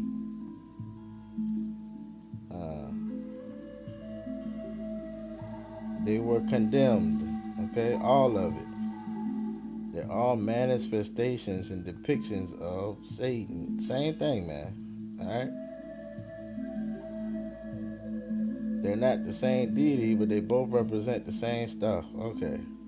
Alright, you get it, right? You get who Pan is, right? Just in case you didn't know. Now, let's talk about, since we're on the subject, who is Zeus' real identity? Zeus. That's Nimrod. Alright? The first mighty one of the earth. King, hunter, center builder. He founded Babel. Became the center of rebellion. He He was deified after death and worshipped under different names. All right, different names and different games, man. All right, you got Osiris. I don't even want to say no more names, man. I think I said enough. You see him, right? Zeus shares Nimrod's symbols: lightning, power, fertility, eagle. All right, Rome with that eagle, right? All right, Zeus equals fallen angel narrative in the book Enoch. Certain stars, angels, and descended to earth, right? The Watchers descended to earth, right? Fallen. All right, these rebellious Watchers were led by Semi and Azzy. Some link Zeus to this fallen host due to his sky god role, unlawful mingling with human women in myths. He fathered demigods, mortal women, echoing Nephilim. All right. He equals Lucy. All right, it's the same. All of these are the same, man. Don't matter which name you put on it, man. These idols is all the same. All right. He equals Ba. Ba equals Remy. Remy equals Pan. It's all the same, man. Okay? I don't think I need to keep going through this. All right. Let's see. Is Venus connected? Yeah. That was the mother, wife of Nimrod. So, yes. All right. These are all based off of Babylonian people, man. All right. There we go. That's a quick little run through. We ain't talking about him no more. Let's see. How did Edom become wrong? Alright, in case you missed it. Alright, Esau equals Edom. Esau's Jacob's twin brothers called Edom. His descendants settled in Mount Seir and became a nation. Edomites were known for their hostility towards Israel. Alright, after being conquered by Babylon and later by John Hyrcanus, we just read about John Hyrcanus. Alright, Edomites were forcibly converted to Judaism. Alright, many scholars believe this is the root of the Herodian dynasty. Edomite rulers masquerading as Jews placed by Rome to control Israel. You see they still got control, right? The Roman America. You saw the map. Herod, being an Idumean, was made a king of Judea by the Romans. That's from the Josephus Antiquities. Alright, these Edomite Herodians partnered with Rome, acting as proxy rulers. Alright, then they fused with Rome. Edom infiltrated Judea. They gained political clout, merged with Roman imperial power. The Herods, Sadducees, and Roman authorities worked together to suppress true Israelite identity. Over time, Edomite bloodlines became absorbed into the Roman aristocracy. As a result, Edom transformed from a nation into a spiritual and political force, manifesting as the Roman Empire, a military and political beast. The Catholic Church is a spiritual hijack. Western colonizers. Alright, but really, we in the East. They call it the West. Who are the Chittim in the Bible? Chittim or the Kittim. These are sons of Javan. Alright? Ilsha, Tarshish, Kittim, and Dardanum. Kittim is the descendant of Javan, who was a son of Japheth. Alright, we got that. Kittim identified with Rome. Alright, so during the Seleucid Wars, alright, by the 2nd century BCE, Kittim equals Rome. Kittim is the name of the Hebrews used for Western colonizing empires, especially Rome.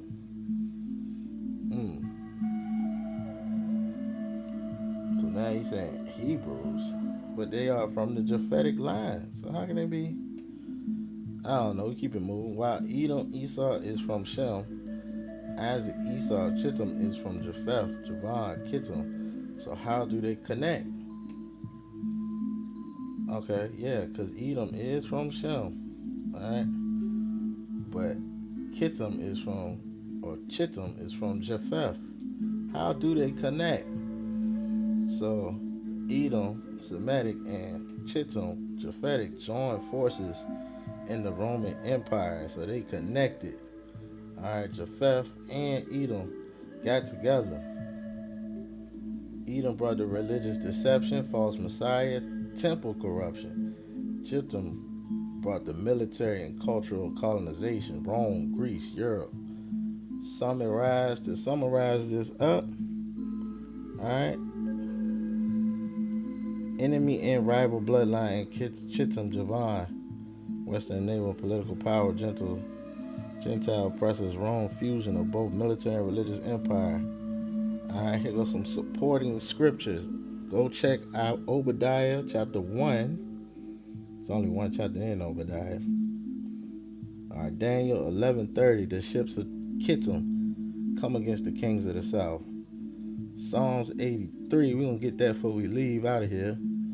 And then 2nd Ezra chapter 6 verse 9, where it tells you Esau is the end.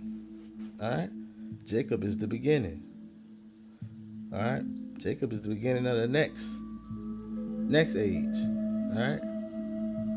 Esau is the end, and we at the end now because Rome is still in charge. Esau is still ruling right now. Alright?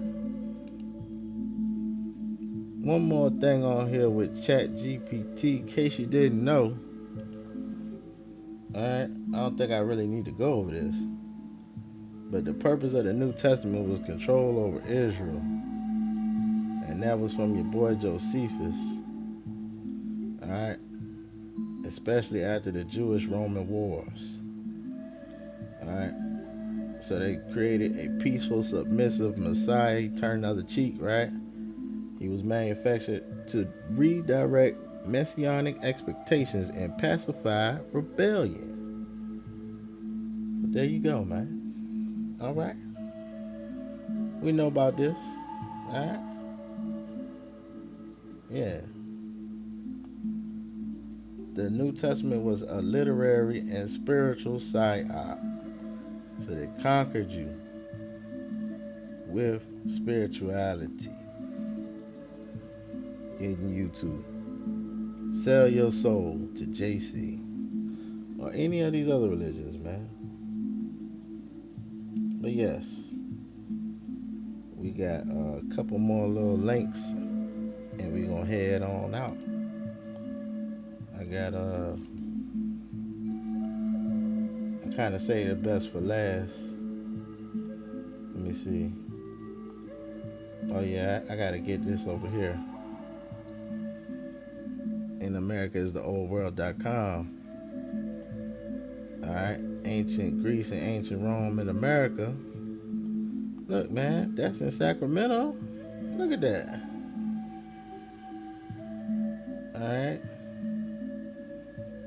Yeah, we're gonna just run through this little site real quick. Look at the South Carolina flag in 1861. The Ottoman Empire flag in 1844. Coincidence? Let's see.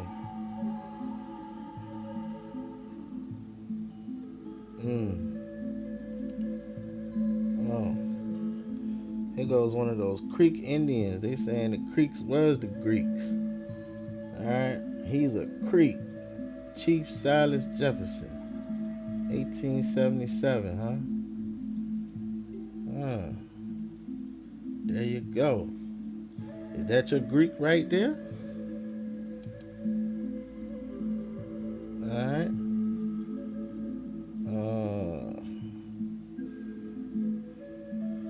Yeah, man, you can tell that these, you see why they tore the nose off of these, right? You see the features. Wish I could just go through them. Let me look at this one. Who that supposed to be? Uh, got the head wrap on, head gear on. Okay. And they just break the nose right off. Yeah. Mm. Look at the big lips. Uh, facial structure. Yeah. I'm definitely melanated. All right. Look at the coins. Uh, nah, they didn't change the location. They just renamed it. All right.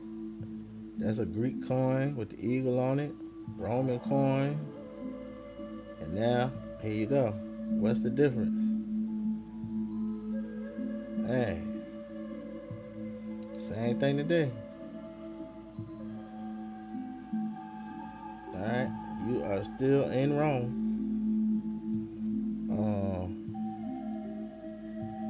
Is that the okay? Is that the original? I meant to get a video on that too. They built over the original obelisk. All right, hold on. Is that it? Is that the original right there? Let me see. They just built right on top, or is this the one they got over there in modern? This the one in modern Rome today? All right, and not the real Rome. Same thing. And that actually comes from Babylon. All right, that goes all the way back to Nimrod. Yeah, there go your Statue of Liberty. All right, right there. Yeah. Mhm. There we go. Look at that.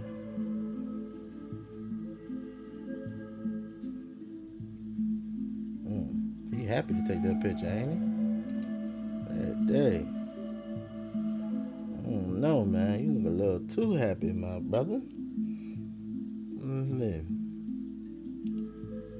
Yeah, what's the difference? Same thing, right?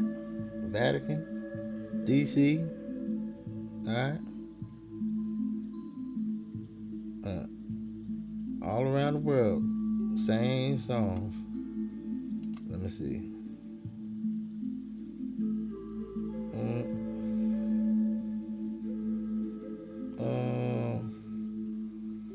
Yeah, they got a whole bunch of pictures on here. I just want to read a little bit of this. Alright?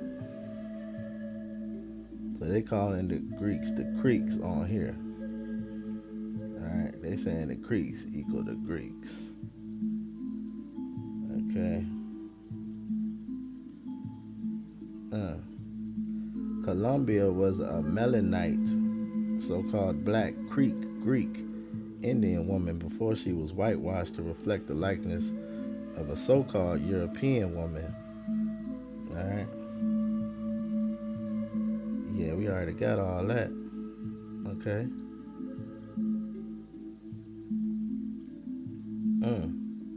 The owl, the eagle, or the phoenix. Hermetic marriage.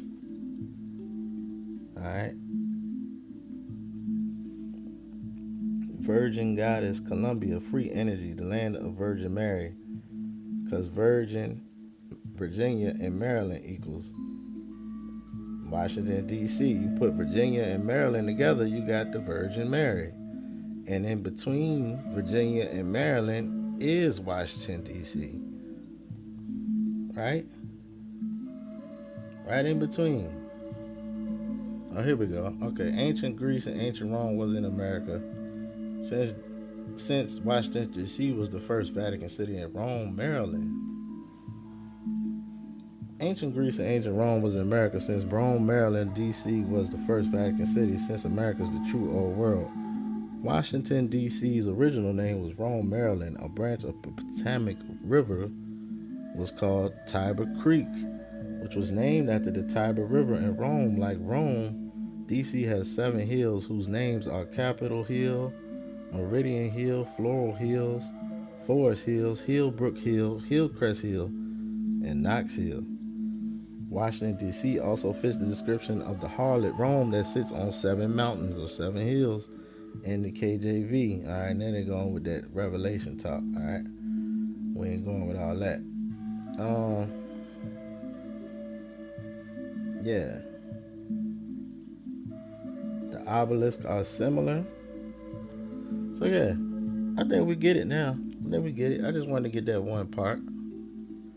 All right, just so you know, you in Rome, man.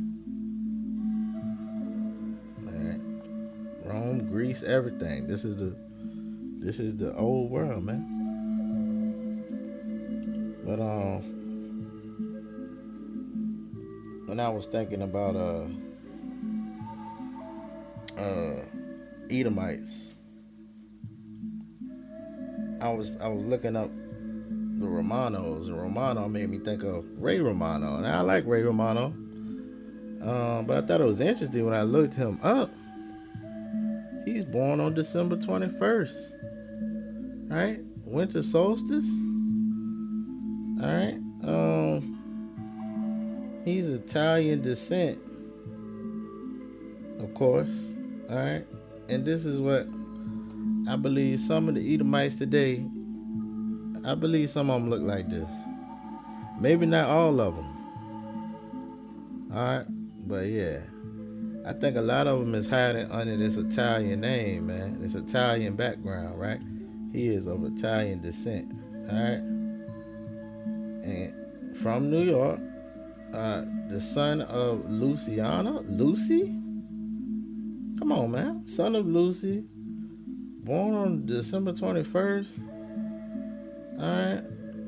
He had his own show. They don't just give you a TV show, man. All right. But anyway, I'm just thinking, you know what I'm saying?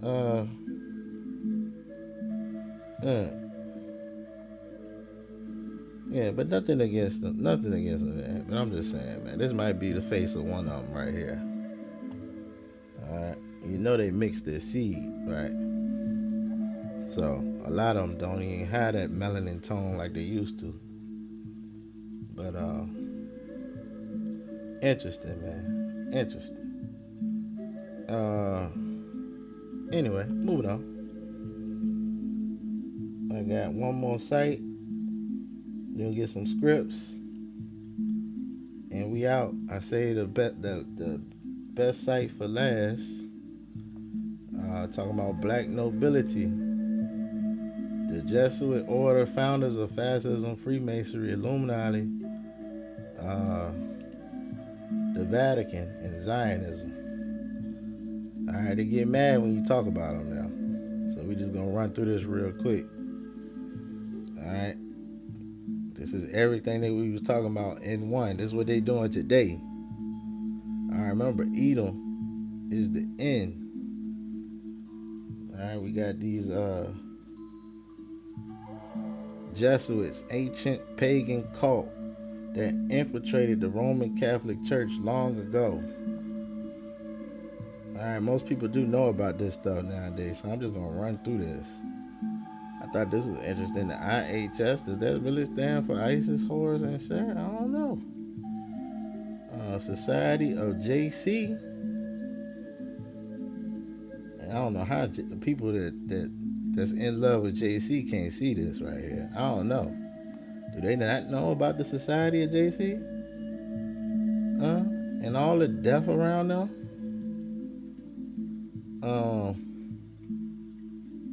So this started with Pope Alexander VI, born Rodrigo de Borgia.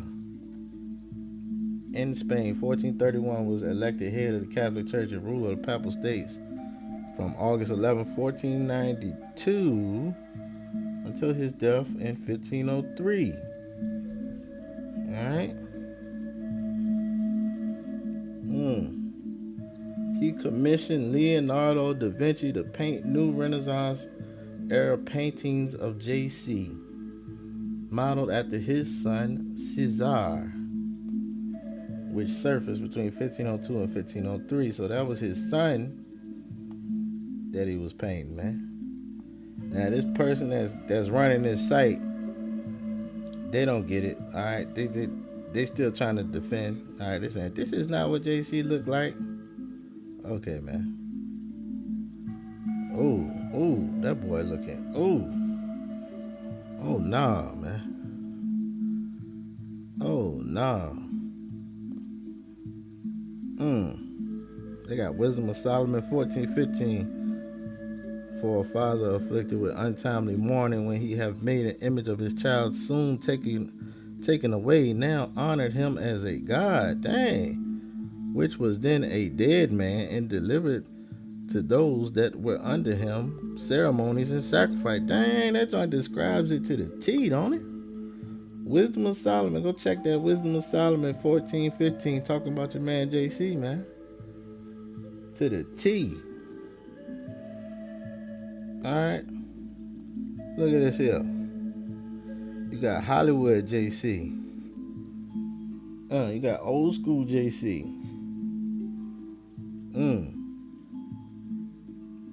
Alright. Different picture, same idol, man. Let's keep it moving. Alright. The long story short, the Jesuits were founded in August 1534 by Ignatius de Loyola. Alright. And approved in September 1540 by Pope Paul III.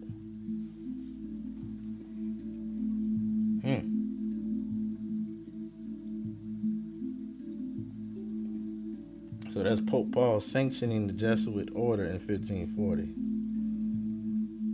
Oh, really? Another whitewashed image. Alright, because we know they fresh. They new on the scene. They the new kids on the block, man.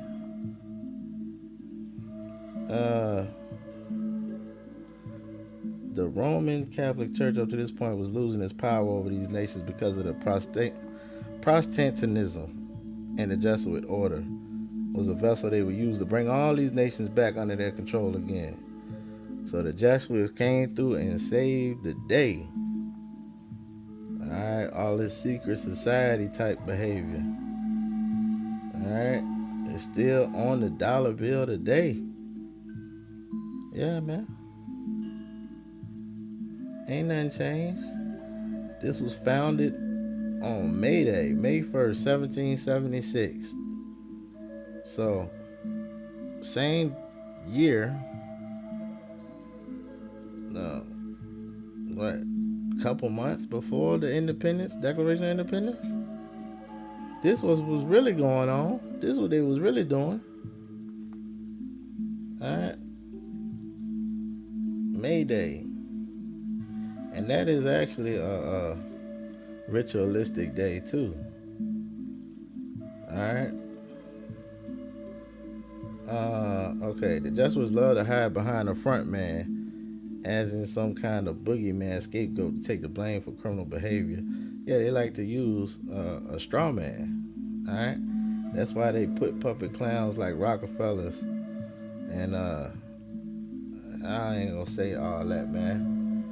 Alright, these so-called Ashkenaz and these czars bloodlines in the public, so people won't know who is actually putting the strings on the world.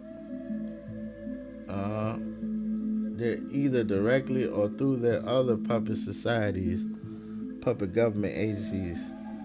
They've murked a lot of honest, decent political leaders over the years and continue to do so anytime they want.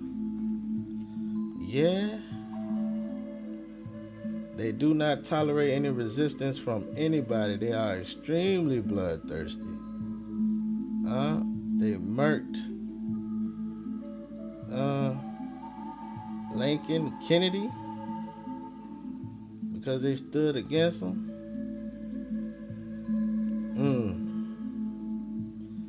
Trump is a descendant. such a target for deep state Freemason cabal. Uh, yeah, you know Trump is just playing the game, man. Just playing the game. All right. For the past 500 years. I mean, 500 years. Can easily be blamed on the Jesuits. Mm,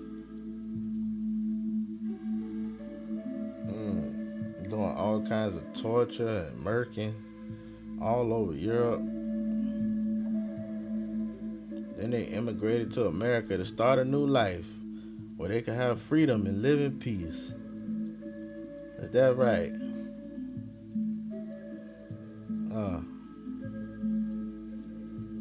mm, no country should permit them to continue existing and operating. Well, you know, they don't care if you if you like them or not. They rolling through. Uh, Led by the Black Pope, huh? Are psychopaths because they have no conscience. They serve one purpose. The purpose is world domination. They use the white pope as the front man, king of the world. But it's the black pope. They say the gray pope is the real controller. It's a gray pope too, man. He's the one that's really doing it. There's three of them.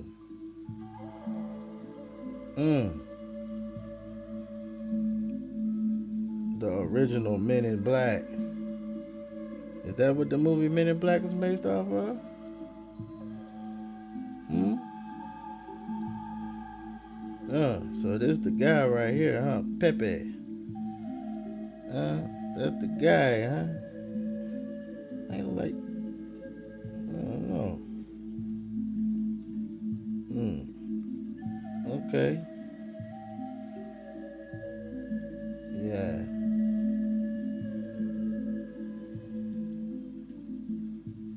Yeah, he going in on, oh, here we go with this picture. Alright, man, this picture's creepy, man. Alright, what's going on right here, bro?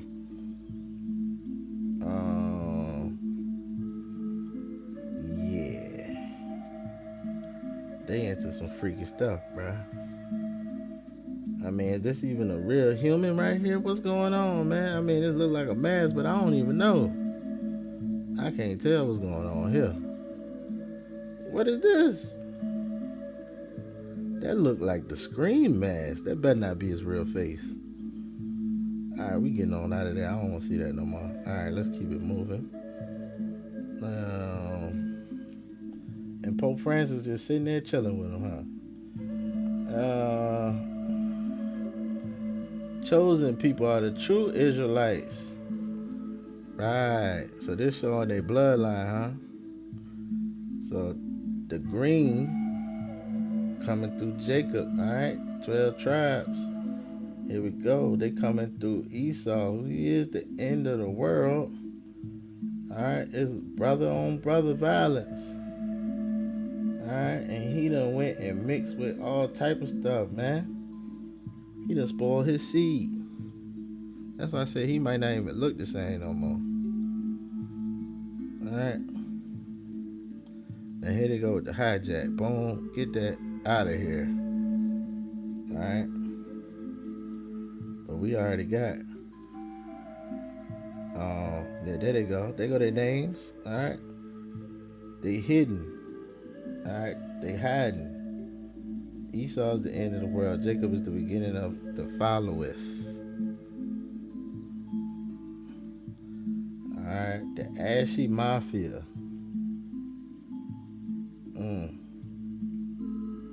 This is why they hide behind that. Alright. Man. I gotta charge up. Okay. Well, that's gonna cut the video short. Because I ain't even near the charger right now.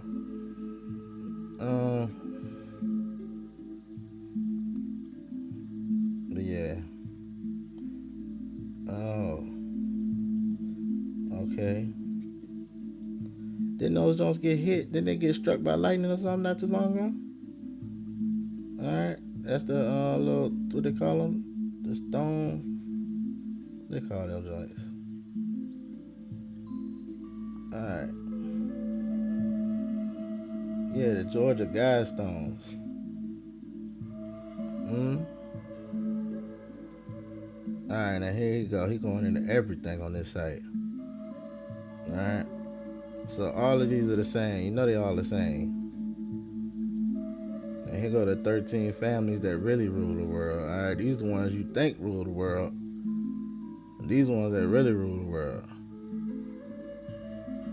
All right. All right, y'all. I think y'all get it, man. I'm just gonna scroll to the end. Ain't gonna read no more. Oh yeah, these are all the little days they got. All right. You see they got the solstice feast coming up. All right. Look at all these days they got, man. Uh, don't forget Father's Day, which is coming up right now. That's another one of their days. We talking about Hitler. What is it though? The real Hitler was this is an actor, man. This ain't even the real Hitler, man. Yeah, man, they going into depth on here. Like, I ain't even gonna. Woo! What they got? What it is? Oh, they got the whole line, huh? All right. Started in the early 1800s, huh? All right, we got a fake map. All right, I appreciate y'all rocking with me, man. I gotta go charge up. I ain't got time to go through the rest of this.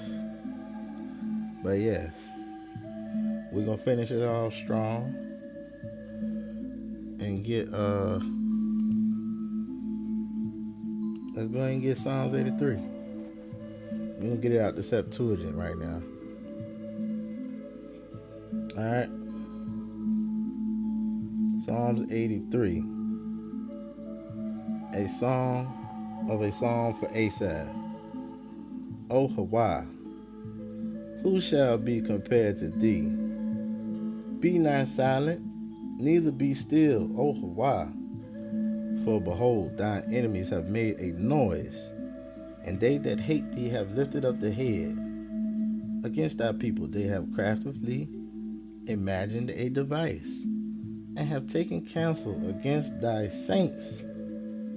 They have said, come, and let us utterly destroy them out of the nation, and let the name of Israel be remembered no more at all. For they have taken counsel together with one consent.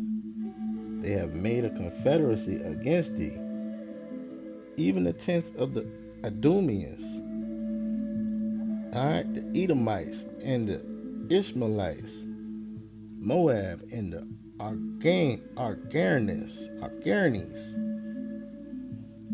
Jabal and Ammon, Amalek, and the Philistines also, with them that dwell at Tyre. Yea, Asher too is come with them. They have become a help to the children of Lot. Do thou to them as to the Medium, and to the Sisera, as to the Jabin at the brook of Kison. They were utterly destroyed at Anger. They became as dung for the earth. Make their princes as Orb and Zeb and Zebi and Salmana, even all their princes, who said, let us take to ourselves the altar of the Most High as an inheritance. O my power, make them as a wheel, as stubble before the face of the wind, as fire which shall burn up a wood, as the flame may consume the mountains. So shalt thou persecute them with thy tempest, and trouble them in thine anger. Fill their faces with dishonor, so shall they seek thy name, O HAWAH. Let them be ashamed and troubled forevermore. Yea, let them be confounded and destroyed. And let them know that thy name is HAWAH, that thou alone art most high over all the earth. Alright, thou I die for y'all made it to this point. Ahab. Catch y'all on the next one, alright? All praises. HAWAH.